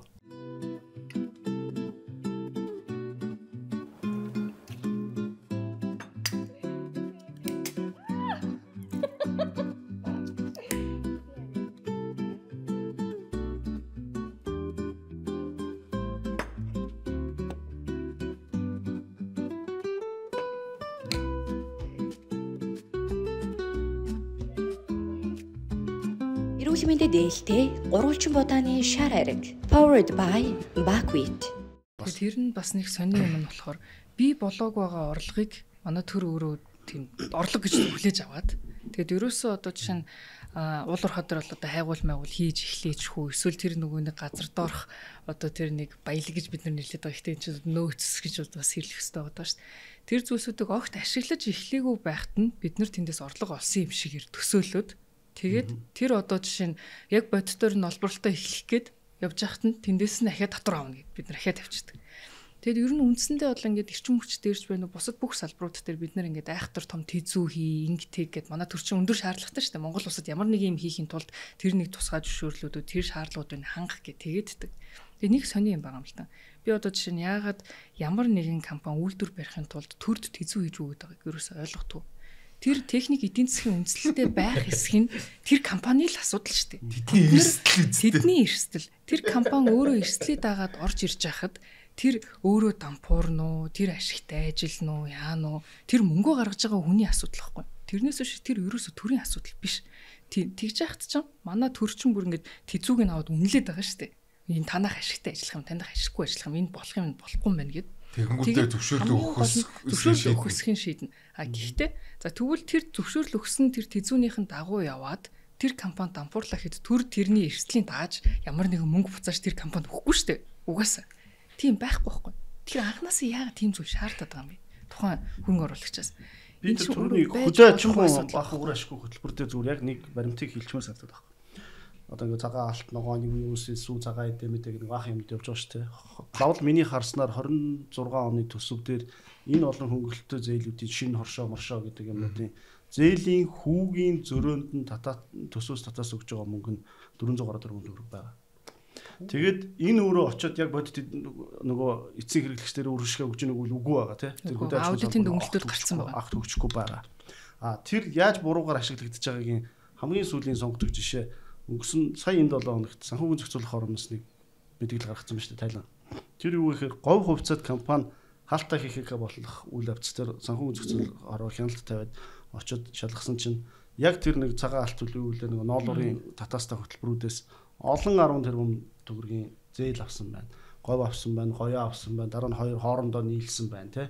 Тэгээд тэр бүх үр говь дээр буюу 25 мянган жижиг хувьцаа эзэмшигчтэй компани дээр үр бичигдсэний дараа тэр мөнгө гэхдээ яг ноолууруулж очиод малчтын орлого болцсон уу гэхээр ердөө 30% ноолууруулж авах зарцуулагдсан байна. Бус нь хайжсан байна гэсэн чинь KFC, Pizza Hut гэдэг компани руу шилжчихсэн байна. Тэгээ саяхан бас нэг гурилын бизнес эрхлэгч ярьсан шүү дээ. Одоо тэр их энэ бол би хэлж байгаа санхүүгийн зохицуулах орны тайлан дээр байгаа. Одоо тэр их гурилын зээл байгаа шүү дээ. Гурилын татааснууд авдаг шүү. Гурилын татааснууд маш том хөнгөлөлттэй зээлүүд бол гуриланд зарцуулагддаг шүү дээ. Угаасаа энэ гурилч ашиггүй бизнес. Яг гэвэл төр бүх үнийх нь дээд доод хязгаарын тогтооцсон төрөөс улаан буудаг нь зарлсан үнээр нь худалдаж авдаг. Ягаад ч тийм их ашиг олох бололцоогүй бизнес гэж байгаа юм. Тэгээд тэр хөнгөлөлттэй зээлийг юунд ашигладаг гэсэн чинь Улаанбаатарт орон сууц барьж зардсан шүү дээ. Тэр компаниуд гэж байгаа байхгүй юу. Тийм тэгэхээр бид нар бол одоо өөрчлөх хувийн татаастай зээл аваад тэр мөнгөө банк усаар одоо 30%-аар хүүлж байгаа. Тийм тэгэхээр бид нар энэ банк услаа болж байна. Хөдөө аж ахуйн салбардах энэ их том төрийн оролцоо чинь өөрөө эргээд энэ салбараа унгаачаад байгаа байхгүй юу. Ер нь хөдөө аж ахуйн яамгүй хэдэн жил явмаар байгаа юм. Одоо ч оролцохгүй юмгүй болчихлоо шүү дээ. Сүү, мах, ноос, ноолгоо, байцаа, төмс. Одоо хөдөө аж ахуйн салбараас хайлаад энэ жил аялал жуулчлалын салбар руу орцсон байгаа. Зээлийн хүүгийн татаас гээд бас төсөвдөр хэдэн тэрбум төгрөг тавьсан байгаа. Энэ олон аялал жуулчлалын компаниудад яг айланд нь тэр зээлийг өгөх юм. Хамгийн хөгжилтөө нь маш олон компани байгаа шүү дээ. Хамгийн хөгжилтөө нь энэ ер нь ингэж байх нь сайн штэ гэж итгэдэг маш олон хүмүүс байна. Мянган улс төрчид улсын их хурлын гишүүд байна. Ерөөсөө ингээд бид нар чинь яах вэ тэгээд олон юм дотор алдаа гаралгүй л яах вэ? Гэхдээ чи ингээд эдийн засгаа дэмжиж байгаа үсттэй. Бизнесийг дэмжиж байгаа үсттэй. Төсвөөс гаргасан тэр мөнгө чинь бизнесээ дэмжиж байгаа үсттэй. Төрийн өмчийн компаниуд чинь ингээд худалдан авалтаараа бизнесээ дэмжиж байгаа үсттэй гэдэг. Тэгээ энэ бизнесээ дэмжиж байгаа энэ систем нь болохоор Монголын эдийн засгийн хамаг шимшүүсийг хорж авдаг нэг юм балиар том хорд авдар болсон те. Дандаа нөгөө өөрийнхөө намын сүлжээгээр ингээд ингэсэн юм. Одоо эцсийн дүндээ эдийн засгийн алуурчны үүрэг гүйцэтгэх хавдар өсөд байгаа байхгүй. Одоо энэ чинь гэж байгаа салбарын компани. За юу, салбарын нэг компани зээл авах гэдэг шүү дээ. Тэрүүнд нэг банк өгөх гээд байгаа юм. Тэр зээлийг. Тэгээд төр. Энэ гурвын нийлцсэн юм юу болцсон баахгүй мап картел маягтай болцсон. Яг л тэр банк бас тэр найдвартай зээл өгөх гээд шүү дээ. Яг л хүүнийх нь 18 жилийн 18% хүүтэй бол 10% татвар төлөгчдийн мөнгөөр шууд банк авчиж байгаа байхгүй. Би маф гэдэг дээр чи нэг юм хэлчихье. Би нэг юм найзуудынхаа групп дээр тэгээ жиргэн дээр бас нэг санал асуулга байсан байхгүй. Монголын эдийн засгийн тогтолцоо ямар байна вэ гэдэг. Нэгдүгээрт нь капиталист, хоёрдугаарт нь социалист, гуравдугаарт нь фашист, дөрөвдүгээрт нь маф гэдэг. Тэгсэн хамгийн өндөр санал нь маф, дараа нь фашизм. Тэгэхээр би бол хүмүүс ойлгох юм байна. Ямар ч байсан мэдгүй жоохон хайрцаглалсан хүрээ байж магадгүй. Гэхдээ яг ойлгож харсан байгаа байхгүй. За маф бол бүр ойлгомжтой. Нөгөө нэг одоо нэг юм байгаа. Социализм гэдэг. Социализм бүтээх гэдэг юм уу гэдэг. Тийм юм ерөөсөө биш. Яагаад гэвэл социалист нийгмийн үед хүмүүс чинь шашинтай байсан байхгүй. Хувийн өмч байхгүй. Бид нэр ингээд нийтийн өмчтөө хүн ингээд сайн сайхан одоо ямар ч хүн бол ингээд гоё ингээд жоохон тийм хит романтик юм гоё мөрөдөлт. Шашин гэхдээ нам шүү дээ. Нам гэдэг шашин шүү дээ. Би бол нам гэж бодохгүй. Үгүй. Би бол тэр үзэл суртал буюу социализм гэдэг шашинд байсан байхгүй юу?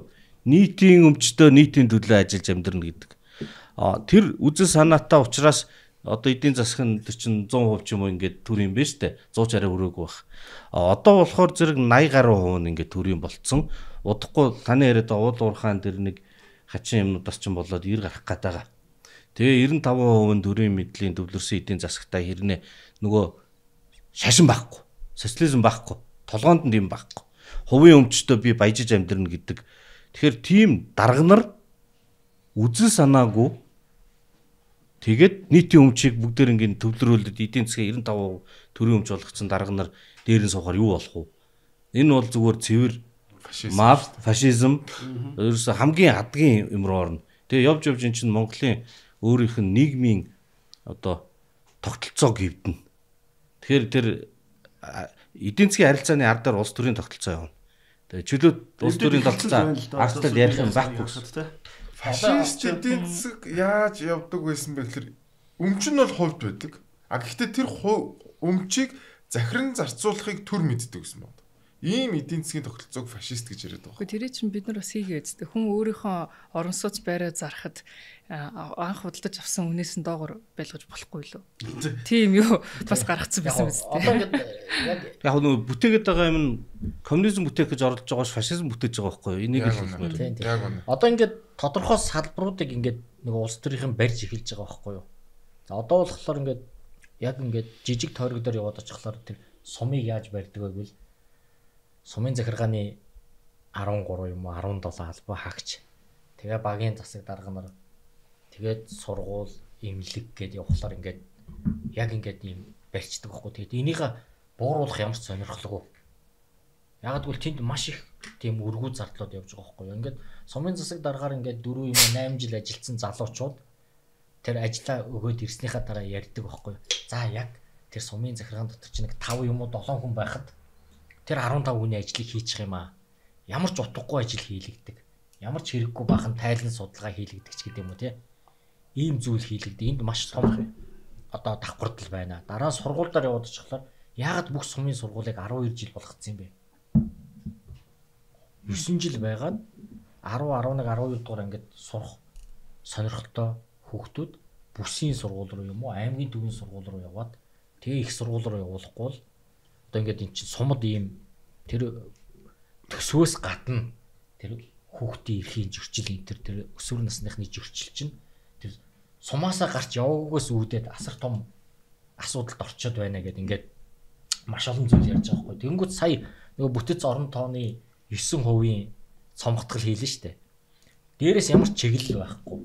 Зүгээр өөрөө мэдээд субъектив байдлаар ямар ч нөгөө нэг судалгаа байхгүй гэсэн үг байхгүй юу? Угтаа бол судлаад за энэ агентлаг дээр аймгийн төв юм уу сумын энэ юмдаар ийм 4 ажлын байрыг ингэж 3 болгоод тэр нь ийм учраас илүү талтай байна. Нэг хүний чөлөөлөх ёстой гэтэл та нар өөрсдөө мэдээд чөлөөлөх гэж байгаа байхгүй. За гэтэл аймгийн төвийн сум байгаа. Ямар ч хөдөө аж ахуй байхгүй. Хөдөө аж ахуйн 3 оронтойтой. Бүр албаны дарахтай. Тэрийн чөлөөлөхлөр бас болдгоо тий. Тэгэхээр яг хатгаж бол зүгээр жоок хийрээ зөө. Шинжлэх ухаан ч байхгүй болчихсон шүү. Нэг алсын суманд гой засам 2 км засмал зам тавьж гинэ төсөв мөнгө. Одоо манай зунууч бүгдээрээ гой дундуур 2 км засмал замтай шүү. Тэгээ засмал зам тавьчихж тэр чинь хүн арчилж хамгаалж явах хэрэгтэй да. Тэгээд цэвэрлэгч аваад манаач аваад тэгээд 2 хүн ажиллаж байгаа чинь нэг хүн өдрөдөх хэрэгтэй да.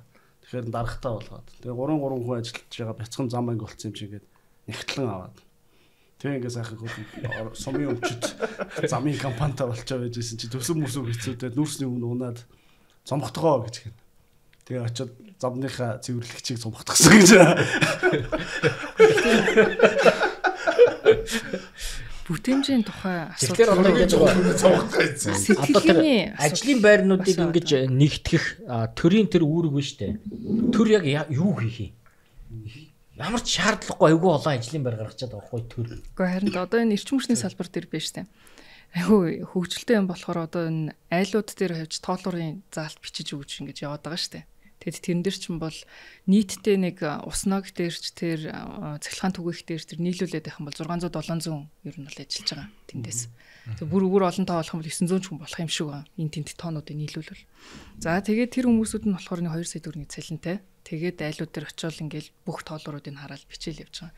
Тэрийг бид нар зүгээр шууд автоматжуулчих болно шүү дээ. Тэр зүгээр автоматар утсаар нь мессеж нь ирээл ингээд явчихна. Тэгэхэд бид нар нэг 20 тэрбум төгрөг хэмнэхээр байгаа байхгүй юу? Тэгээд би ярьж байгаа. Гэхдээ яагаад энэ дээр бүтээмж гаргахгүй байгаа юм бэ? Энэ дээр энэ автоматжуулалтын төсөл чинь өөрөө хамаагүй хэрэгтэй шүү дээ. Нэг айл дээр одоо жишээ нэг 20-30 долларын л нэг сенсор тавьчихна.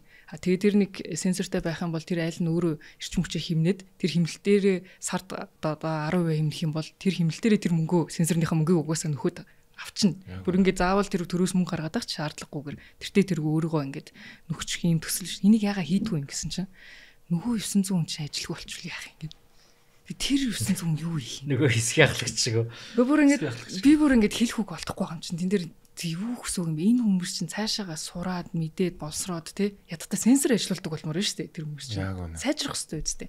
Манай улс хамгийн гол нь автоматжуулалт хийгээд бүтээмжтэй болох боломжтой байхгүй. Манай улсын хүн ам өөрөө залуу. Хүмүүс нь сайжирч сурах боломжтой хүмүүс байгаа.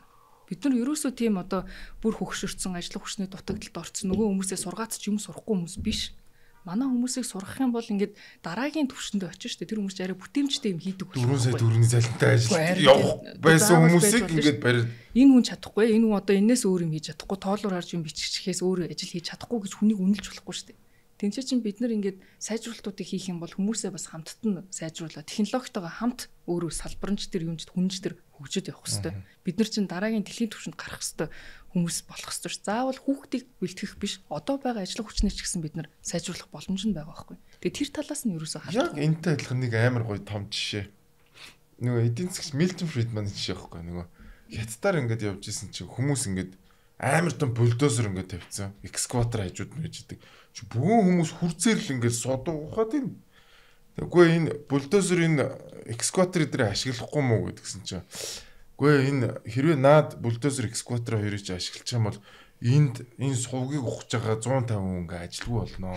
Наа чи 2 хүн ажилдаг болчихно. Тийм учраас бид нар наад бульдозер экскаваторыг ажиллуулахгүй байгаамаа. Энэ хүмүүсийг ажилтаа ойлгож байгаа учраас хүрзээр ухуулад байгаамаа гэсэн гинэ. Тэгсэн чинь нөгөө эдийн засгч бодож байсан. Гэхдээ та хэд заавал хүрзээр ухаж байгаагаар халбаар ухчих болдгоо юм уу? Тэгвэл бүр олон хүмүүс ажилд орно шүү дээ. 1600 хүн ажилд авна шүү дээ гэдэг. Тэгээд нөгөө үр ашигтай ажиллах нь чухал юм уу? Эсвэл олон хүн ажилтаа ойлгох нь чухал юм уу гэдэг чинь амар том. Дээрээс нь бас нэг цэнгүүн дээр би нэг бахархсан юм байна. Тэр юу гэхээр энэ төсөвтэй ч гэсэн холбоотой. Энэ хавтгааруулсан халамжийн талаар хүмүүс ярихаас айж байна. Ус төрчид ирсэн маа. Гал авахаас үнэхээр айдаг юм байна. Тэгээд энэ хүүхдийн мөнгө гэдэг бол үнэхээр одоо яг үнэндээ заяа. Зүгээр ингээд хүмүүс энэ бол халамж биш миш гэж ярьж байгаа ч гэсэн энэ бол бүр хамгийн новшийн бүр хавтгаарсан халамж болсон шүү. Хамгийн анх бид нар уул ураагаас орж ирсэн мөнгөө олон нийтэд сайн хүмүүлж тарааж анх эхлүүлсэн. Монгол улсын хөгжлийн сан гэж байсан. Тэр мөнгөө хамгийн анх тарааж эхэлсэн ийм л мөнгө. Хэрвээ тэр хөгжлийн сан хүүхдэд тараагаагүй хэрвээ хуримтлуулж исэн бол өнөөдөр хэд дахин өсчих байсан. Саяхан нэг эмэгтэй болсон уурлаад байлаа шүү дээ. Амраа. Миний хүүхд гаргасны мөнгийг та нар ингэж баг үнэлж болохгүй. Харин тийм. Сарын 50,000 байна. 500 5 сая болох гэж. Шин залинтай ээж. Хамгийн амар нь шүү дээ. Энэ хүүхдийн мөнгөний хамгийн аимшигтай хэсэг нь юу гэж хүмүүсийг ажил хийх ямар ч сонирхолгүй болгож байгаа юм. Энэ гэр хороолт ийм байна.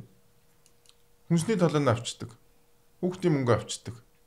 Тэгээд тэрүүгээр амьдарч шít. 4-5 хүүхэдтэй. Тэгэл тэрүүгээр ингээл болгоод хүнсний ажил хийх ямар ч сонирхолгүй болсон. Орон нутгад наад чинь бүр илүү. Энэ бол зүгээр яг үнэндээ яг цэнгүүн болвол ингээ улс төрч учраас ингээ маш их хүмүүс дайрсан баг. Тэгээд энээс магадгүй халширсан баг те. Би болвол яг үннийг хэлэхэд маш зөв асуудлыг шууд гаргаж тавьсан гэж бодчих. Тэгээд сая нөгөө төсвөө олон нийтийн саналаар яа юм аа гэж яасан ш. Тэгээд нэг юм 3 юмыг хүмүүс болооч гэдэг юм хамгийн топ 3 юм байсан. Нэгдүгээрт нөгөө сумын төвөд нэг солийн төвөө болооч гэдэг юм байсан байна. Хоёрт нь үчлээ, гуравт нь хавтгааруулсан халамжаа болооч гэдэг санал 200 гаруй мянган хүний санал 300-аад мянган хүн санал өгөхөд 200 гаруй мянган өгсөн байгаа байхгүй. Тэгэхээр бас ингээд яг ингээд дайраад байгаа хүмүүс байгаа боловч яг үнэндээ бас дийлэнх олон хүмүүс чинь хавтгар улсын халамжаас залхачаад байгаа байхгүй. Одоо чинь надаа халамж ямар ч хэрэггүй яг. Энэний нэг юм нь болохоор бид нар ямар нэршил нэг сонирн биш. Хамгийн гол нь үйлдэл аягүй чухал одоо. Бэлэн мөнгийг иргэний данслуу хийж байгаа үйлдэл байгаа. Тэр үйлдэл ямар ч нэртэй байж болно. Тэрийг хүүхэд гинүү, ээж гинүү, аав гинүү ямар ч нэртэйгээр бид нар оруулж болно тэрийг. Бэлэн мөнгийг иргэний дансанд оруулж байгаа цаг хугацаагийн хүмүүс их сайн харах хэрэгтэй одоо. 20 оны 5 сарын 4-нд 30 мянга байсан хүүхдийн мөнгийг 100 мянган төгрөг болгоё. 6 сарын хугацаатаагаар гэдэг засгийн газрын тогтоол гарсан. 20 оны 5 сарын 4-нд. Яагаад? Дараа нь 1 сарын дараа сонгуул болох гэсэн. Ингийн үед хүүхдүүдэд бодох бодлого баримтлаад хүүхдийг үнэхээр зөв юм байна гэж яагаад хийж исэн байсан бол өөр бодлого ярьж болох байсан. Гэвтэл Монгол Ардын нам яагаад тэрийг яг сонгуулийн өмнөх 1 сард 6 сарын турш өгье гэж хэлсэн бэ? Энэ өөрөө асар том бодох юм байгаа. Тэрний үр дүнд 76-аас 60 хэдэн судал Монгол Ардын нам авсан. Дараа нь 2024 он болоход 2 сард нь болохоор Эрдэнэс 5 толгоогоос 1.1 их найд төгрөгийг нэг хүнд 350 мянган төгрөг гэж бэлнээр ахиад иргэний дансанд бэлэн мөнгө хийсэн. Тэр дуусаагүй байж итл 24 оны 4 сард нь ахиад шинэ оршоогоор 800 хэдэн тэрбумыг ахиад бэлнээр иргэдлөө явуулж байгаа. Орон нутгийн иргэдлөө. Тэгэд энэ өөрөө бидний нөгөө нэг чөтгөрийн тойргийг бий болгож байгаа юм л та. Тэгэхээр үндсэндээ бол эн чинь нөгөө нэг угаасаа манай эдийн засаг дийлэхгүй байсан зүйл. Тэртээ тэргүй. Хүүхдийн 100 мянгаыг бид нар манай эдийн засаг дийлэхгүй байсан учраас анх гарахтаа 6 сар гэдэг хугацаатай засгийн газрын тогтоол гарч ирсэн. Гэхдээ тэрийг болиулчих юм бол тухайн үеийн улс төрчид нь одоо бас нийгэмдээ бусдууд одоо иргэдэд одоо муухай харагдана гэж бодоод айгаад энийгээ үргэлжлүүлж яваад байгаа л хэлбэр байгаа. Тэрнээс биш манай улс өөрөө бүтээмжтэй ажиллаад манай улсын эдийн засаг сайжраад бид нар энийг тэтгэж авч яваад байгаа гэвэл үгүй. Хамгийн гол нь бид нар иргэдээс шидэм үү одоо хүүхдүүдээс мөнгө харамлаад байгаа асуудал биш. Бид нар болдог бол сая төгрөгч өгмөр байна, 2 сая 3 сая их ч өгмөр байна. Өгдөг чаддаг бол. Энэ өөрөө хамаагүй 2-3 ийм хоёр асуудал бий болчиход байгаа байхгүй юу? Нэгдүгээрт сонгуулийн жилийн төсвийг тусгаалan зохицуулдаг. Тэр төсвийн тусгай шаардлага, төсвийн доктортой байдал энэ бүх хуулиудаар нэмж оруулж одоо явахгүй бол энэ байдал зогсохгүй болчиход байгаа байхгүй юу? Энэ нэгдүгээрт төсөвтэй холбоотой. Хоёрдугаарт санал худалдан авалт гэдэг юм манад ирээсээ бүх шатанд байгаа. Энийг бусад улс орны нэгэн адил бид нар ирээсээ ярьж эхлэегүй байгаа. Хуульчлаг байгаа асуудал байхгүй. Саналыг улс төрчид өөрийнхөө мөнгөөр нь худалдаж авдаг, төсвийн мөнгөөр буюу татвар төлөгчдийн мөнгөөр худалдаж авдаг. Хуулиар бодлого хөтөлбөрөөр одоо тэр шинэ хоршоогоор хүүхдийн мөнгийг нэмж за эсвэл нэг банкны зээлийн тэглэж гэдэг ч юм уу тийм ээ. Нөгөө нэг хорон дээр байгаа эгч нарыг цалинтай болгож ажлын одоо төсвийн албан хаагчдыг нэмж одоо орон тоог сонгуулийн жил хүчээр нэмж гэдэг ч юм уу. Энэ бол тэр жигтэй санал худалдаа авалт гэдэг асар том одоо ойлголт байгаа. Энэ бол манад ерөөсө хуульчлагдаачгүй, яригдаачгүй байгаа зүйл байгаа. Тэгэхээр бид нар энэ хоёр зүйлийг бол одоо яаралтай одоо та бүхэн те ирэх жилдээ багтааж яахгүй бол 28 оны чинь төсөв ахаал. Тийм. Энэ санаачлна гэд мэдэгдсэн байлаа. Дэмжиж байгаа. За хүүхдийн мөнгийг би бол дэмждээ шүү. Маргалтаж бол би таныг битээ дэмжээрэй. Ягаад тэгэхээр штэ. Энэ нөгөө аль нэг салбарын тэр энэний юунд дугж байгаа татаа центрээс бол өөр зүйл. Ер нь бол хүүхдийн мөнгө багш эмчийн цалин гэд нэг талаас жоохон поп юм шиг мөртлөө эн чинь яг юм нийтийн дундаа үүсгэсэн засаглалыг чинь үүрч явах ажил нь мөн. Түрүү бид нар ярьсан шүү дээ ийшээгээ нөгөө хийх юмаа хийхгүй юм руугаа ороод байна гэж. Тэр хийхгүй юм руу ороод хүн тэнд ажил хийж яхад за чи байж би чамд юуг нь нөгөө татаас өгчий зээлийн хүүгийн хаагаад өгье энэ төр гэж тим юмнуудаа хаяад үнэхээр тэр салбарыг хөгжүүлэхээр байгаа юм бол татварыг хөнгөлөө чөлөөлж өгч өөрсдөр нь хийх хэрэгтэй байхгүй юу? Тэрнээс өмнөөс мөнгө хуваарлах ерөөсөө биш. Ингэж эдгээр нь өөрсдөө энэ эдийн засаг чинь нэмэгдэх хэрэгтэй байна. Энэ эдийн засаг нэмэгдэхгүй ингээд бодлогоор Монголын эдийн засгийг хорлоод бадцсан байгаа болохоор төсөвдөр нь мөнгө хүрэхгүй тэгээ бид нар энэ зовоод шүү дээ. Ирж багш цалин хүүхдээ мөнгө энэ төр гээд. Тэрнээс биш зүгээр жишг харах юм бол олон улсын жишг өөр хөгжилтөө барууны улсуудын жишгээс харах юм бол жоохон л мөнгө. Энэ эдийн засаг манд бид нар одоо энэ хүүхдийн мөнгөн дээр бодлогын судалгаа хиймээр байгаа нөлөөлөе. Бөө хэрүүл зөндөө олон жил ярьж байгаа. Үнэхээр хідэн хувь нь үр дүнтэй ашиглаад байгаа юм. Хідэн хувьд нь үнэхээр халамж болоод тэр нь энэ нийгмийн хөгжлийг хоош нь татаад байгаа гэдэг асуудал бол бодиттой байгаа. Бодиттой асуудал байгаа. Тий. Заавал судлах хэвээр асуудал байгаа шүү. Хүүхдийн мөнгөнд. За халамж хавтгаарцсан тэрнийг бууруулах хэрэгтэй гэдэгтээ бол 100% санал байгаа. Одоо Монгол улсын төсвийн урсгал зардал чинь өөрөө 85%, төрнийх нь 3.1-ийн ерөөсөө халамж тэтгэмжинд явчихад байна шүү дээ. Тэгэхээр энийг бууруулах хэрэгтэй гэж. Тэр 6-7 их 80 төгрөгийн асуудал байна. А гэхдээ хүүхдийн мөнгө яг халамж мөн үү биш үү гэдэг бол их сонир асуудал. Харин судлах хэрэгтэй. Би бол шууд мөн л гэж боддог. Би бол халамж биш гэж боддог. Шууд халамж болчиход байгаа. Гэтэл бид нар зарим хүн болохоор бас ийм яриад байгаа байхгүй. Энийг зорилттой болгоод хүн болгонд хүүхэд болгож байгаанд хавтгаруулж өгөхгүй зөвхөн зорилттой бүлгийн буюу ядуу айлын хүүхдүүдэд өгье энтергээд. Тэгж нэг удаа тэгж хийж үтсэн байхгүй. Хэрэглээг дэмжсэн маягаар өнөө одооных шиг өгвөл буруу. За хөрөнгө оруулалт гэдэг утгаар тэгэнгүүт өгвөл тэр өгж байгаа хэлбэрийн асуудал дараагийн асуудал. Тэнгүүд сонголттойгоор өгөх юм бол чи ядуу айлын хүүхдээ окей чамд өгье гэх. Тэгээ тэр нь ядуу бишийг нь тодорхойлох гээд нөгөө хорон нэгчнэр яваа тоолго молго хийдэг. Тийм балаа хөргөжлөлттэй үгүй юу гэдэг юм балаа юм руу орсон байхгүй юу. Тэгээд хүүхдүүдийг ядуурлан гадуурхах. Чи боломжтой айлын хүүхэд төрсөн. Чи боломжгүй айлын хүүхэд гэд хоёр хүүхдийг ядуурлан гадуурхаж болохгүй. Энэ бол хамгийн шударга хамгийн одоо хэрвээ жоохон попорыг гэвэл одоохон биг үзээч. Монгол улсын байгалийн баялагаас орж байгаа орлогыг зөвхөн төсөөр дамжуулаад дарганаараа дамжуулаад хуваарлах биш. Тэр одоо Аляскийн санд байдаг шиг эсвэл Катар, Кувейт хүмүүс баялагын орлогоосоо зүгээр тэр хүн тийм үндэстэн болж төрснийхөө төлөө авдаг тэр баялаг байх хэвээр. Энэ нэг бид нар үндэсний баялагын сангаар уулна хийх ёстой. Түндээсээ гэр бүлүүдтэй хүүхдүүдтэй энэ хуримтлалыг хийгээ. Тэгээд яг саяны шинийг хэлж байгаа шиг саруулхан байх уу харин тэр нь хэрэглээг нь урамшуулах уу эсвэл одоо хөрөнгө оруулалт хуримтлал хэлбэрээр болоод хүүхэд нь насанд хүрэхдээ босрлоо зарцуулдаг байх уу энэ гэдэг нь тэр бол бодлогын дараагийн сонголтын асуудал байхгүй. Бид нар одоо нөгөө хүн амаа дэмжих тухай бодлого гаргаж байгаа шүү дээ. Хүн амын өсөлт мөсөлтийг нь бол би бол бодлоо гэж. Тэр нэг 100 мянган төгрөг өгөх учраас хүүхэд гаргах чиг гэж боддог хүн бол би их бодохгүй байхгүй гэж бодчих. Үндсэндээ бол нөгөө бид нар нэг юм анзаармаар байгаа даа. Энэ хөдөлмөр эрхлэлттэй уйж явмаар байгаа. Одоо жишээ нь хөдөлмөр ээж аав нь хөдөлмөр эрхлээд ажил хийж байгаа бол тэр хүмүүсийн орлогын албан дотор нийгмийн даатгал нь тэндээс нь бага авдаг байх хэрэгтэй байгаа байхгүй. Ер нь гэр бүл болоод хүүхдүүдтэй байгаад ингээд Монгол улстай бас ингээд үр өгөөжтэй амьдарч байгаа хүмүүс байгаа штэ. Тэр хүмүүсийгээ буюу дундаж давхаргаа бид нэр ерөөсөө хизээч хардаггүй байгаад байгаа. Ер нь альва тэтгэмж тусламжууд чинь өөрөө дундаж давхаргыг хизээч боддоггүй байгаад байгаа. Энд өөрөө асар том алдаа байгаа байхгүй. Хүүхдийн мөнгөний тухайд бол би нэг зүйлийг бодоод байгаа. Бид нар энэ нөгөө нэг хэрэглэл рүү шууд оруулж байгаа шүү дээ. Хэрэглэл рүү оруулна гэхээр эдийн засгаа аягүй сайн дэмжиж байгаа гэж ойлгодог. Гэхдээ нөгөө хамгийн гол нь манайх ч үйлдвэрлэгч ус биш учраас манай эдийн засаг шингэхгүйгээр юм чи өөрөө гадагшаа гараад байгаа асуудал нэг хүнд байгаа.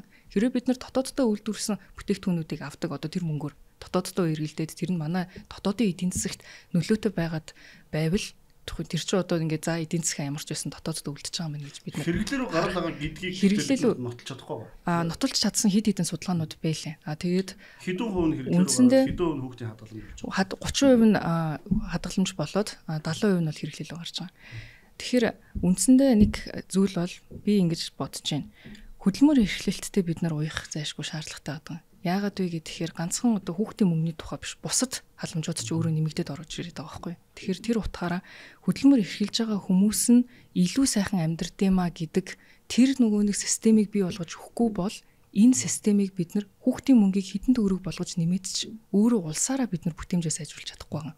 Тэгэхээр бүтээмжээ сайжруулахын тулд хөдөлмөр эрхлэлтийг дэмжсэн хөдөлмөрлөд явж байгаа хүмүүс дээрээ бид нар харин ачааг нь хөнгөлж өгсөн тэр бодлогыг л гаргах хэрэгтэй гэж би боддог. Наач болохоор надаа зүгээр давхрын би бас хэлж байгаа хүний татварын бодлогын тухай болчиход байгаа байхгүй юу. Тэнтэй бол би санал нэг. Гэхдээ одоо жишээл манайхаа ингээд progressive tax max болгоод бодлуулаад бүр завхруулж штэ. Тэртэл тэнгуүтэй олон улсын жишээ аваад. Гэтэл яг олон улсын жишээ чинь яг цэнгүүшний хилээд байгаа нэг ганц бие хүний төлдөг татвар уу эсвэл цаана 3 хүүхэдтэй хүний төлдөг татвар уу ипотектэй хүн үгүй юу гэдгээс нь хамааруулаад тэр үе шатлалуудыг тогтоогоод байгаа болохоос шууд цалин дээрээс нь автоматар хийчих юм бол чинь дундаж торхоо дэмжих биш харин эхлээд яагаад энэ хүүхдийн мөнгө гарсан бэ гэдэг эхлээд тэр түүхийг судалмаар юм шиг байна.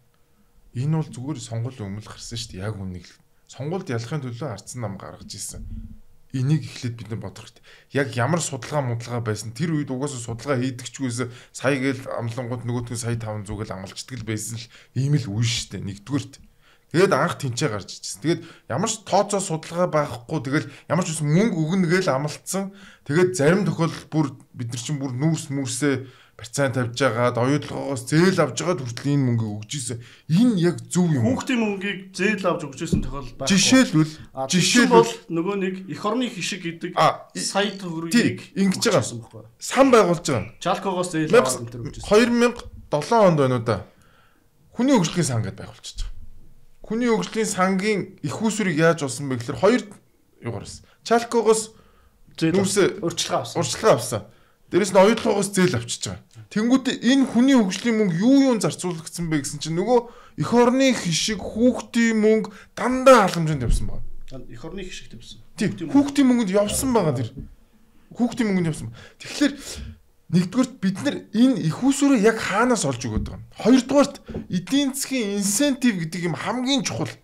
Энэ өгж байгаа мөнгө ямар инсентив үүсгэж байна? Ямар өдөөлт эдийн засгийн ямар өдөөлт үүсгэж байгаа юм бэ гэдгийг бид нэр аягуулсаа олж харах хэрэгтэй байхгүй. Энэ инсентив нь юу гэхээр татвар буулгахлаар хүмүүс ажиллах инсентивтэй болдог. Харин халамж өгөхлөөр хүмүүс эсрэгээр ажил хийхгүй байх инсентив үүсдэг байхгүй юу да манайха. Бид нар энийг яагаад халамж өгсөн орнууд дампуураад халамжийг багсгаад эсрэгээр татвар буулгасан орнууд хөгжөөд идэггүй гэдэг чинь ерөөсөө энэ эдийн засгийн инсентивтэй холбоотой шүү дээ. Тэгээд бид нар яг өнөөдөр үнэхээр ингэж өндөр хэмжээний халамж өгөх хэмжээний орн муу юм уу? Хүүхэд нь 60 70-аараа сууж байгаа. Хүүхдийн эмнэлэг байхгүй. Ийм мөртлөө зүгээр л 100,000 төгрөг гэдэг зүгээр би надад бол яг үнэндээ илжигний урдталт ингээд дүүжгнүүлээд идэг нөгөө луунтай адилхан харагдаж байгаа. Би ч юм 100,000 төгрөг гэж байгаа шүү дээ. Тэгсэн мөртлөө чи хүүхдээч цэцэрлэгт явуулж чадахгүй, сургууль нь 60 70-уудаа сууж байгаа. Тэгээд эмнэлэг дээр одоо 11 сар аль хэдийн болцсон. Эмнэлэг дээр ямар их хүүхдүүд байгаа. Одоо бид нар энэ гол асуудлуудаа шийдэг мөртлөө хүүхдийн мөнгө өгөөд ийн гэдэг чинь яг ямар логик юм бэ? Энэ төсвийн үед ингээд манай улс төрчид нэг юмнаас айж байгаа байхгүй юу? За багш эмчнэрийн цалин нэмэх мөнгө олъё гэж байгаа юм. Тэнгүүтээ 3 яамны урсгал зардлыг бууруулахгүй гэж байгаа юм. Тэгээ эсвэл ядаас нүүрс авах байл. Тэгсэн чинь тэр 3 яам нь юу гэсэн? За мэдээж боловсрал тэн дээр цалингийн нэмэх гэж байгаа юм чи урсгал зарлагыг бууруулж болохгүй. Эрүүл мэнд бас цалингийн нэмэх гэж байгаа юм. Гурав дахь нь нийгмийн халамжийн яамны урсгал зардлыг бууруулахгүйгээр бусад төсвийн эрхлэн захирагчдын урсгал зардлыг за нэг гишүүн 10% бууруулъя гэсэн. Дахиад нэг гишүүн 5% гэсэн. Дахиад нэг гишүүн 2% гэсэн. Сүүлд нэг гишүүн нэмж байгаа бүгдийг 18 болгоод ингээд зарчмын зөрүүтэй санал өгч байгаа байхгүй янз бүрээр. Тэгэхээр үнэхээр энэ халамжийн талаар бид нар ярьж чадахгүй болсон байхгүй манай улс төрчид айдаг. Яа тэн дээр бодтой судалгаа хийлгээд ингээд амар давхарцсан. Тэгээ яг эзэндээ очиж байгаа юм уугүй юм уу тийм. Үнэхээр хүүхдийн мөнгө бол хэрэгтэй гэвэл тэрийг хэрэглээ дэмжих юм уу хөрөнгө оруулалт дэмжих юм уу гэдэг дээр судалгаа гарцсан байгаа шүү дээ. Наад дээр чинь нэг юм байна. Одоо тэгэл өөрчлөлтийг хийгээд яг нэг юм байгаа. За нэгдүгээр халамж бол хүлцээтэй биш. Яг бодтой. Тий. Төөрч байгаа. Хүлцээтэй биш. За 2 саяыг өгсөн. Хоёрдугаарт байна л гэж ярина шүү. Хоёрдугаарт нь шүү дээ. Одоо нөгөө хүүхдийн мөнгийг яаж үр ашигтаа зөв одоо түгээх олгох вэ гэж бодоход хүмүүс энийг итгэхгүй хүлээж авах болцсон. Тэр тэргүүл эдгээр хулгайчуд тэгэл хулгаална штэ. Одоо Монгол ингээд зөндөө баян гээд байгаа штэ. Тэгэл мөнгө хулгаална. Тэгээд мөнгө хулгаалчаа тэрийг ингээд янз бүрийн гоё нэрээр яриад ингээд ирж байгаа ч юм байхгүй. Тэгэхээр зүгээр ингээд мөнгөөр нь авчвал одоо ядаж нэг жоох юм авах юм да. Энэ бол ингээд хавтгаа нийгэм дэр чигээр. Тэгэхээр энийг зүгээр прагматик байдлаар хийлгэхэд өөрчилж чадахгүй. Тэгэхээр яг нөгөө талдаа би бол халамжийн нөгөө энэ тэгээд нөгөө нөхөн олго бүрийн янз бүрийн салбар дэмжиж байгаа энэ төр гэдгээс хүүхдийн мөнгийг арай өөрөөр л авч үздэг болохоор энийг бол би байх хэрэгтэй. Яг үндсэндээ энэ өөрөө нийгмийг ингээд айгүй том сонин асуудлууд оруулж байгаа. Тэгээд зоолог гишүүнтэй би бол санал нэгдэж байна. Ер нь сая тэр хүүхдийн мөнгөний талаар ярьсны дараагаар бол ингээд асар их одоо нөгөө нэг чөлөөт эдийн засгийг дэмждэг гэдэг хүмүүс сүн хүртэл өөр бодлоодтай байгаа ийм зүйл байгаа байхгүй юу. Тэгэхээр өнөөдрийн хувьд бол магадгүй бид нар манай эдийн засаг өөрөө сайжраад манай эдийн засаг өөрөө арай нэг амжиргааны одоо нэг өдрийн хоолны төвшөнд бодхоос өөр болцсон үед бид нар яриул арай өөр болох юм шиг байна. Тэгэхээр зүгээр хийж чадах юм болохоор энэ хүмүүсийн анхаарлын төвд байдаг сэдв юм байна. Тийм учраас хүүхдийн мөнгөтэй дүүцүүлж хүүхдийн мөнгийг хэрвээ байлгахыг хүсчихвэл энэ нөгөө зардлыг хасах юмаа гэдэг тийм байдлаар бас ойлгомжтой байлгаж болох юм шиг. Одоо жишээ нь шинэ хоршоо дээр 800 тэрбум нэг их найд одоо хэдэн төгрөг үед ингээд маш том дүнгууд ярихаар манай иргэдийн дэмжлэг орж ирдэг байхгүй улс төрч дээр тоодоггүй иргэд маань өө надад хамаагүй юм ярьж байгаа юм байна. Энэ надад ерөөс хамаагүй юм байна гэд. Гэтэл хүүхдийн мөнгө гэдэг 100 мянган буюу иргэнлэний халаасанд орж байгаа мөнгөний тухай ярихад бүгд нийгмээрээ босч штэ тий. Тэр утгаараа бид нар тэгвэл нийгэмтэйгээ харилцах түлхүүр юм байна гэж би бол ойлгохоор хүссэн. Энэ татаас өгч юм бол хүүхдийн мөнгө байх болж шүү дээ. Хотын боржоог үлдээх хүн харин тий. Би миний хувьд бол энэ асуудлыг түлхүүр болгож ашиглая л гэж боддог болсон. Хэрвээ энэ хүүхдийн мөнгөний талаар ярихад монголчууд бүгдээрээ сонсох юм байна. Бүх хүмүүс над руу харах юм байна. За бүгдээрээ над руу хараарай. Хүүхдийн мөнгөний тухай ярих чинь шүү. Энэтэй дүүцхүүц хэмжээний өөр тэнд байгаа одоо тэр нөгөө нэг данхар төсөв төрийн буруу бүтээмжгүй байгаа зүйлийг тэр зүйлийг хасгаж байна. Энэ дээр та нар намайг дэмжиж өгөө гэдэг байдлаар авах юм бол бид нар одоо нөгөө талаас нь бас иргэдтэйгээ нийлж шахалт үзүүлж болохоор байгаа байхгүй. Юунаас иргэдийн санал асуулгын дагуу хамгийн түрүүнд хасагдсан юм нэг соёлын төвийн ордон байруулахгүй гэж гарсан шүү дээ. Тэгээ түрүүжил яг улсын хурал дээр энэ талаар би чавхлан сайттай бас яг ингэж нийгмийн хилцүүлэг болгож. Миний дүү юу ч мэдэхгүй байна гэж ороод. Хөтөө хөтөл яриулжсэн.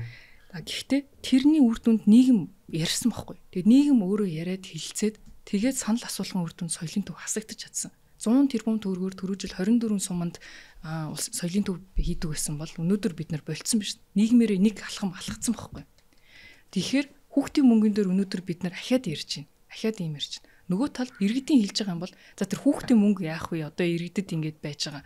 Гэтэл хүүхдийн мөнгө авахаа болсон ч гэсэн та нар наадахаа бүр илүү заваа юмд л зарцуулна шүү дээ. Наадвал ч улам илүү идэвхтэй байгаа даа. Тэрэнд байгаа даа. Тэрнээс биш иргэд заавал тэрийг авахгүй бол бид бүхэн үхэх гээд байна гэж байгаа даа биш. Хамгийн гол нь тэр мөнгийг авсан ч аваагүй ч наад төрчин буруу юм руу зарцуулна шүү дээ гэдэг энэ байдлал байгаа даа. Тэгээ би бас тэрэн дээр иргэдтэй санал нэгдэж байгаа.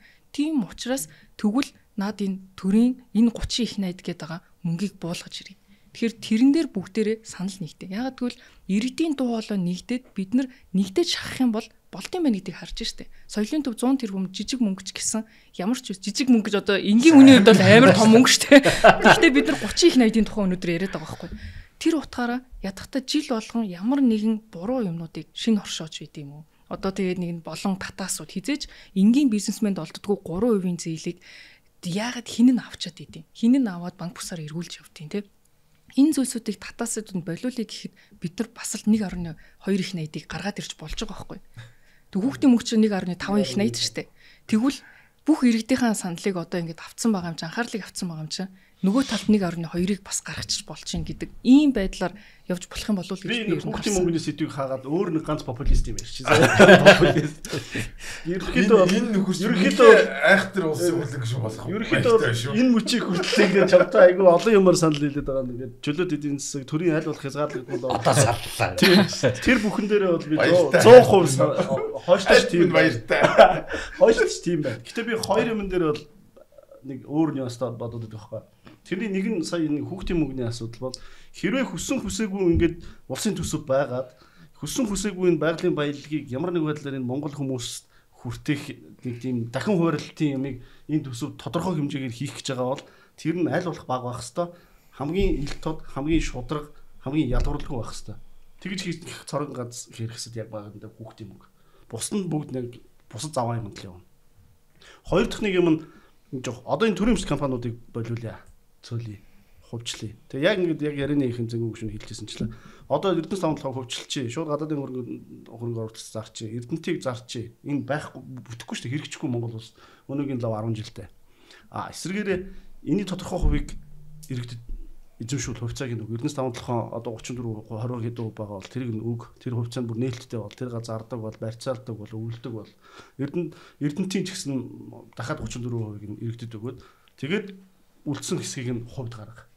Гийгэдэг ийм юм хийх юм бол энэ бол илүү нээлттэй оролцоотой. Тэгжээж нөгөө эцсийн дүндээ Монгол айл гэр Монгол өрхүүд дунд ялангуяа тэр дундаж давхрагт нэг өөрийн гэсэн санхүүгийн баталгаа анхны нэг 90 онд нэг энэ хөдөөнийх нь малтаа болоод хотынх нь байртай болсон шиг одоо манай нийгэм чинь ингээд нэг юм хоёр хуваагдсан дундаж давхар байхгүй болсон байгаа энэ үед нэг дахиад бүгдээрэнд нэг инжект хийх боломж чинь тэнд байгаа байх гэж бодод байгаа байхгүй. Тийм учраас энэ хоёр юм дээр бол иргэдэд хувьцаа эзэмшүүлэх үг тийм мөнгөөр хүүхдүүд өгөх энэ төр хоёр дээр бол энийг бол популизм халамж гэхээсээ илүү энэ хуваарлтын бодлого гэж харуул гэж байна. 90 оны өмч хөвчлөл бас их тэгж явсан мэт юм да зарчмарч байгаа.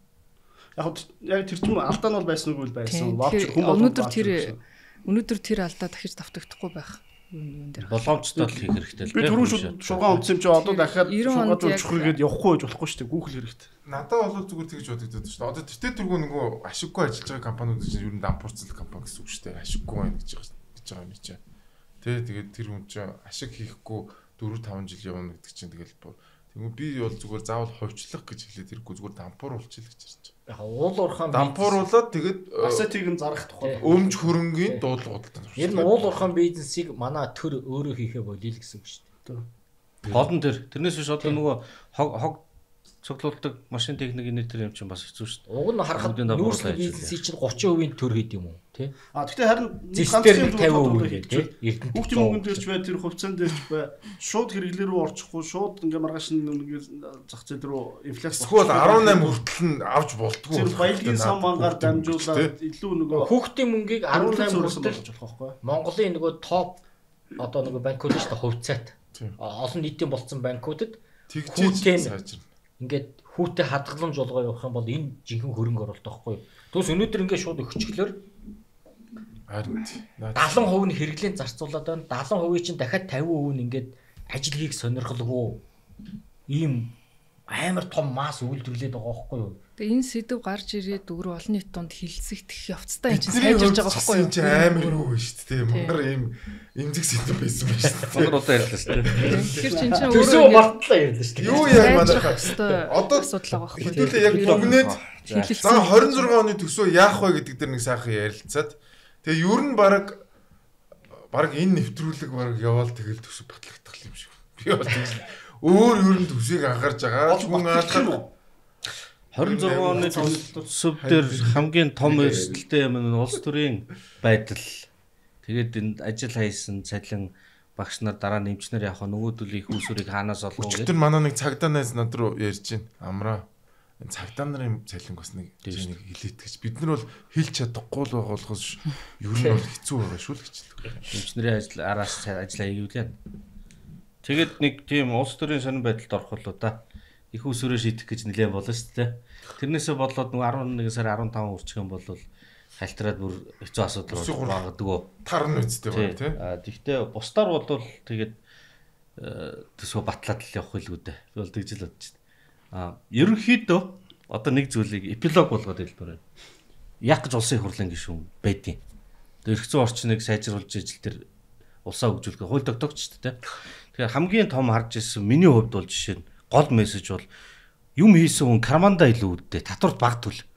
Төрүн зэнгэн гүшүүн тэр юм хийж байгаа хүнд нь илүү бодлогоо чиглэлээр гэдээ бас ярьдсэн шүү дээ. Тэгэхээр зэрэг өгдөг юмаа төр багсгаад авдаг юмаа багсгамаар байгаа байхгүй. Авдаг юмаа багсгах юм бол төрлөө өгдөг юм нэмэгдэнэ. Тэр хүмүүсээс юм хийж байгаа хүмүүсээс татврын өнгөлөдөх юм бол төсөв нэмэгдэнэ. Тэгтэл одоо айгүй сонин үзэгдлүүд байгаа. Ингээ бүр салбар болгон дээр. Хамгийн том эдийн засгийн салбар уул уурхай. Уул уурхайн салбарт яавал гадаадын хөрөнгө оруулалтыг оруулахгүй байх вэ гэдэг томьёол байна. Яавал бүр чөлөөт эдийн засаг 3 дахь хөршийн хөрөнгө оруулалтыг үргээх вэ гэдэг зорилготой. За тэгж бодоогүй махад яг тийм үр дагавартай хуулийн заалтууд байна. Тэгэд хүн үйлдвэрлэл явуулаа. Одоо үйлдвэрлэмээр байна гэд монголчууд үйлдвэрлэл хөгжүүл хэрэгтэй гэдэг. Үйлдвэрлэл чинь бид нар хятадтай яаж өрсөлдөх юм бэ? Худлаа гэдэг нөгөө талд ингэж идэг. Аль нь бол худлаа. Үйлдвэрлэлийг дэлхийн жишээ зөндөө байна шүү дээ. Бид нар дэлхийн хамгийн том зах зээлийн хажууд байдаг мөртлөө Монголд ирээд үйлдвэрлэлд хятад руу гаргахад татваргүй болголтоо. Тийм жишээ олон улсад байгаа байхгүй. Тэгээ бид нар чинь бүтээн байгуулалтын хүн ажлын цалин нийгмийн даатгал төлнө технологи хөгжин ингээд баймир өгдөг. Гэтэл ингээд байхгүй татварыг суллаад өгчөөч гээд одоо экспортод зориулсан тийм ээ түүхийн эдээс эцсийн бүтээгдэхүүн үйлдвэрлэх юм бол татвар орлогын татвар тэг. За дараа нэг хэдэн жилийн дараа 50%. Ингээр хүлээж авахгүй байна. Гэхдээ гишүүн гэдэг хүн чинь ийм юм дээр л ажиллах гэж ирсэн учраас энийг ингээд давтаад явах нь бол тодорхой. Саяны дээр нэг төсвийн ажлын хэсэг багц юулаа татварын тухай багц хууль гэж зүрхэн ажлын хэсэг гараад тэгснэ нэг гэр бүлээрээ авсан худалдаа авалтаа хүнсний толгойн хувааж агаад баримтаа бүртгүүлэх юм бол нөөдөөс хөнгөлний дэрсний илгийн юмар л дуусчих жишээ тий. Тэгэхээр бидний гол зорилго дараагийн төсөв дээр анхаарах юм бол төсөв рүү төлдөг татварыг нэмэгдүүлэхийн тулд хүмүүсийг юм хийх боломжийг нь чөлөөтэй олгож татварын ачааллуудыг бууруулаад л өөрөөсөө эндээс тэр хүмүүсийн үйл ажиллагаанд оролцохоо болоод үндсэн юм а буюу нийгмийнхээ гол хийх ёстой юм руугаа л хийх ёсгүй ма болчихоо. За. Одоо тэгээд бахын ярьсан доторх тоон боонд дэлгүү юм ярил олон юм ярил. Хүмүүст ойлгох байх. Нэг юм түрүүн гişүн бас хэлсэн шүү дээ. Ардын намч зорилт төвшүүлсэн шүү дээ. Төсвийн дотоодын нэртэйгтгүүнд эзлэх 25%-аас доош нь оруулна гэд. Ардсан намын мөрийн хөтөлбөр хийж байхад би бас тим санал биччихсэн 25 ч за ойрын 4 жил бүтэхгүй дээ гэж бодоод өөрөө тэр өгчээсэн баггүй юу. Төсвийн зарлыг 30%. Гэхдээ эцсийн дүндээ ямар ч байсан 25-аас доош буухан тэр олон улсад хийсэн байгаа IMF интерес хийсэн байгаа судалгаанууд чинь бол ялангуяа манайх шиг бүтцтэй эдийн засгийн хувьд 25 орчим гэдэг нь хамгийн оновчтой байна. Яг л төсөөл дамжиж байгаа мөнгө нь хувийн хвшлэр дамжсанаас хамаагүй өөр ашиглахтай. Хааны мөрөөгөө та яриад байдаг шүү дээ. Тэгэнгүүт тэр 25 руу аваачихын тулд биднэрт хийх юм амар их байна шүү дээ. Одоо 20 30 орчим 29 30 байгааг 25-аас доошоо оруулж ирэхийн тулд энэ төсвийг за ингээд яг гой зарчмын зөрүүтэй саналуудыг гаргаад ингээд завчаал байна. Тэгээд ингээд тэр чинь нэг юм самар түүж байгаа юм шиг болчиход байгаа байхгүй яг үндэ бол. Том дүр зургаар нь Монгол улсын төрийн данхайсан бүтцэд нэг юм бүтэн дахин нөгөө реформ гэж хэлдэг шинээр загварчлахгүй бол тэгээд яг жинхнээсээ хийх ёстой юм руугаа мөнгө хангалттай хийгээд хийхгүй юмнуудаас салахгүй бол тэр тоо руу орж ирч чадахгүй хизээч юм өөрчлөгдөхгүй тэгэл их хурал дээр нэг ганц 2 тэрбум төгрөг их 80 төгрөг тойрч гэрэлдээд байдаг том дүр зургаараа масс нөлөө томрол байдаг юм л болчих واخ. За энэ жилийн төсөв 26 оны төсөв бол тэгээд одоо яг энэ байж байгаагаар явж байгаа нэг юм батлагдчих واخ. Тэгээд бид нар 26 онд юу хийх ёстой гэвэл татварыг бууруулчмаар байна. Хөвгөний орлогын татварыг 1%, нөөтийг 5%, аж ахуй нэгжийг шатлалгүй 10% болгоод за тэгээд тэр амнат энтрийг тэр ярьж байгаагаараа бас харьцангуй тэр хөрөнгө оруулагч нар таатай байдлаар өөрчилчмөр байна. Тэгэх юм бол бид нар дагаад хүссэн хүсээгүй тэндээс орж ирэх орлогодоо нийцүүлж дараагийн төсвөө баталгаас өөр аргагүй болно шүү дээ. Тэгэхээр ахаад саяны Батбаяр ярьдаг шиг тэр юу хийхгүй юм гэдэг дээр ахаад дүгнэлт гаргахаас өөр аргагүй болно. Үнэхээр энэ давхардсан оронтой, давхардсан ажил үүрэг зарим зүйлийг энэ технологийн дэвшил ашиглаад орлуулах асар их юу байгаа асуудал байгаа. Ингэж ижил биднэрт өөрчлөлт гарна гэж харж байгаа. Тийм учраас та бүхэн маань те энэ татварыг стан гозоотл буулгаад өгөөч л гэж хэлэх. Тэгэх юм бол дагаад энэ төсөвчин аятайхан болно гэж. Тэгээ үндсэндээ бол 26 оны төсөвч тэр ингээд цаад агуулгаар бол суурьаар нүүрчлэхэд их хүнд юм билээ. Бид нар 2 сар ер нь бол суугаад тэгээд яг өмнө жил бол гişүүдийг нөгөө самар түүж байгаа юм шиг жижиг зарчмын зөрүүтэй саналаар нэг хэрэгтэй төсөл хөтөлбөрүүдийг хасах байдлаар явсан. Бид нар бас за урсгал зардал бол орох хэрэгтэй. Урсгал зардлыг л багасгахыг гэдэг зорилго тавьж анх одоо нөгөө нэг 26 оны төсвийг нээсэн ч гэсэн үнэхээр хэцүү байгаа даа байхгүй. Бид нар чинь хуйлтай, юутай яг бодитоор хасагдах боломжгүй. Тэгээ хасагдаж болж байгаа нь болохоор хөрөнгөний зардлууд байдаг. Тэгэхээр нь л за тэгвэл нөгөө хөрөнгөний зардал, нөгөө спорт зохицолбор, нөгөө юунуудын ямар ч байсан байхгүй болгож. Суманд одоо өнөөдөр жишээ нь 26 онд заавал спорт зохицолбор барихгүй бол одоо болохгүй байгаа юм байхгүй юм чинь тэрийг хасъя гэдэг байдлаар бид нар гаргасан.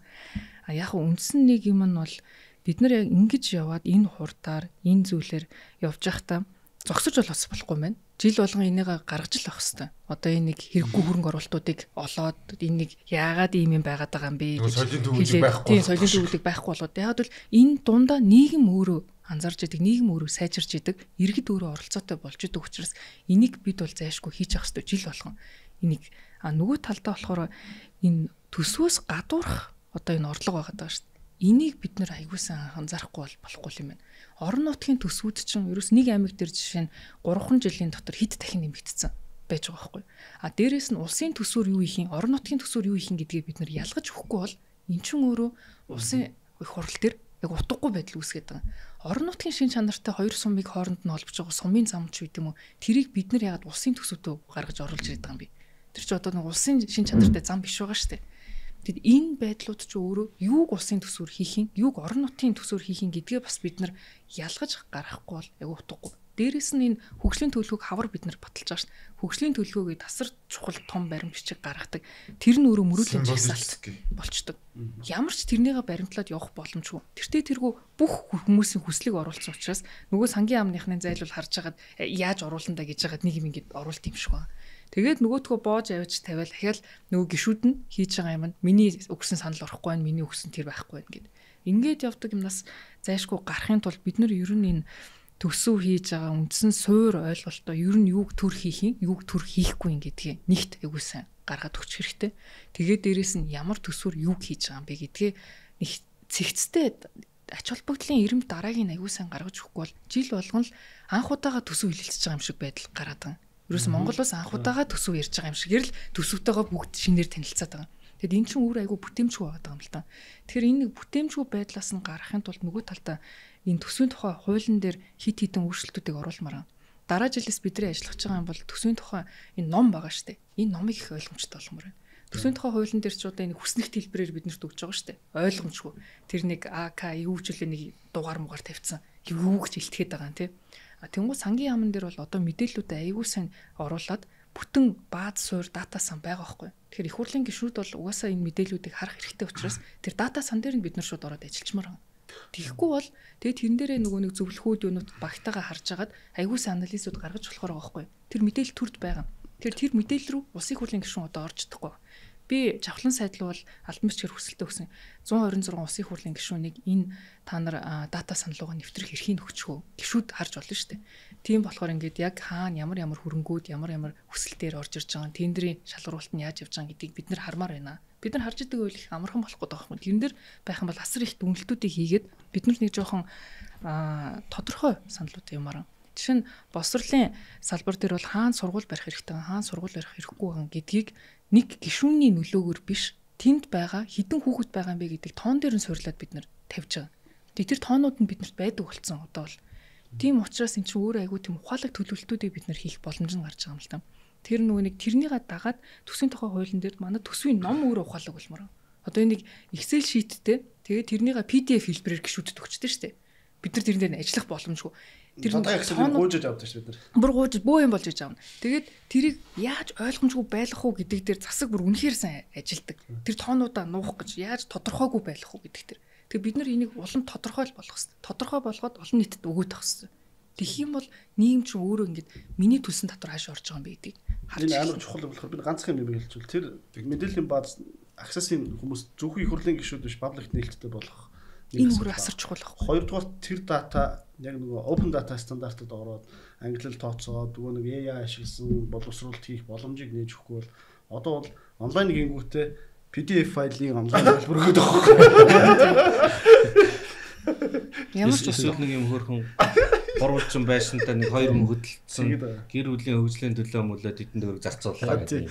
Зураг тууцсан UNDP-гийн санхүүжилтийн интерос хийгээд байгаа. Энэ зардлынхаа задаргааг өгөөч гэхэлэр Евгийн нөгөө тал шиг өгöd байгаа байхгүй. Үгүй ээ нөгөө тэгэхээр ахаа нөгөө талын нөгөөд байгаа байхгүй. Ерөөсөө тэр нарийн задаргаа өгөх айгу дургуун байлаа.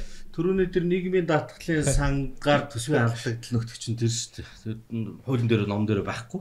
Араас нэг л дагал болгож задаргаа авч хардаг. Тэр номыг л хэдүүлээ маш ойлгомжтой болох хэрэгтэй. Тэр номыг ойлгомжтой. Тэгээд хамгийн гол нь заавал олон хуудас тийм юм тарааж өгöd халбгүй шүү дээ. Заавал бид нар одоо компьютер дээр шууд дүрстээ ороод харч болдог бас. Тийм цаг үед амьдарч шít. Тэгээд хамгийн инээдтэй нь яагаад энэ тодорхой хэрэгтэй хөгжлийн төлөвлөгөөтэй яаж уялдаж байгаа юм бэ гэдэг заалт нь тэр хүснэг дотор жишээ нь байхгүй байхгүй. Энэ хөтөлбөр чинь хөгжлийн төлөвлөгөөний хаана байгаа юм бэ гэхээр тэрийг оруулаагүй. Тэгээ яагаад гэхээр А4 дээр хивэлж багтахгүй байгаа гэдэг шалтгаан өгч байгаа байхгүй юу? Юу гэсэн юм бэ? Одоо нөгөө төсвийн хүрээний мэд 2025 он биз. Хөгжлийн төлөвлөгөө, төсвийн хязгаар, тэгээд төсвийн төсөл энэ дөрвч ингээд уйлдаагүй юм орж ирээд байгаа байхгүй юу. Ингээд ерөөсө тэр өмнө баталсан хамаа байхгүй. Ингээд тэгэхээр энэ хоёр номыг бид нэр уйлдуулах хэрэгтэй байгаа. Тэгээ уйлдахгүй байгаа шалтгаан нь болохоор ердөөс нөгөө А4-ийн хэмжээсэндээ багтчихад байна. Төсвийн тухай. Дээрэс нь хөгжилтэй юм дээр байгаа. Тэр тоон байгаа. Төсвийн хуулийн дээр тэр танилцуулгад ийм агуулга багтах хэрэгтэй гэсэн заалтууд байдгийг тэр бас орж ирэхгүй. Тэр жишээлбэл макро эдийн засгийн суурь энэ нөхцлүүдийг тооцсон аргачлал байх хэрэгтэй.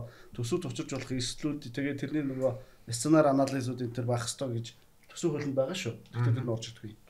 Төсвийн хуулийн дээр бид нэр тэрийг бүр улам наривчлалтаагаар оруулж өгөх хэрэгтэй, боловсруулах хэрэгтэй датануудыг бүр сайн заагаад өгчих юм бол тэр чинь өөрөө сайжрах. Та яг хуулийнхаа заалтыг барьж байгаа сайн асуумаар юм байна те сангийн амныхнаас. За манайхаа энэ заалт чинь яг хаана байгаа юм бэ гэж асуучих. Одоо ингээд хүн ам нь эрс цөөрч байгаа сумандар л амар том сургууль имлэг барина гэж орж ирээд байгаа байхгүй.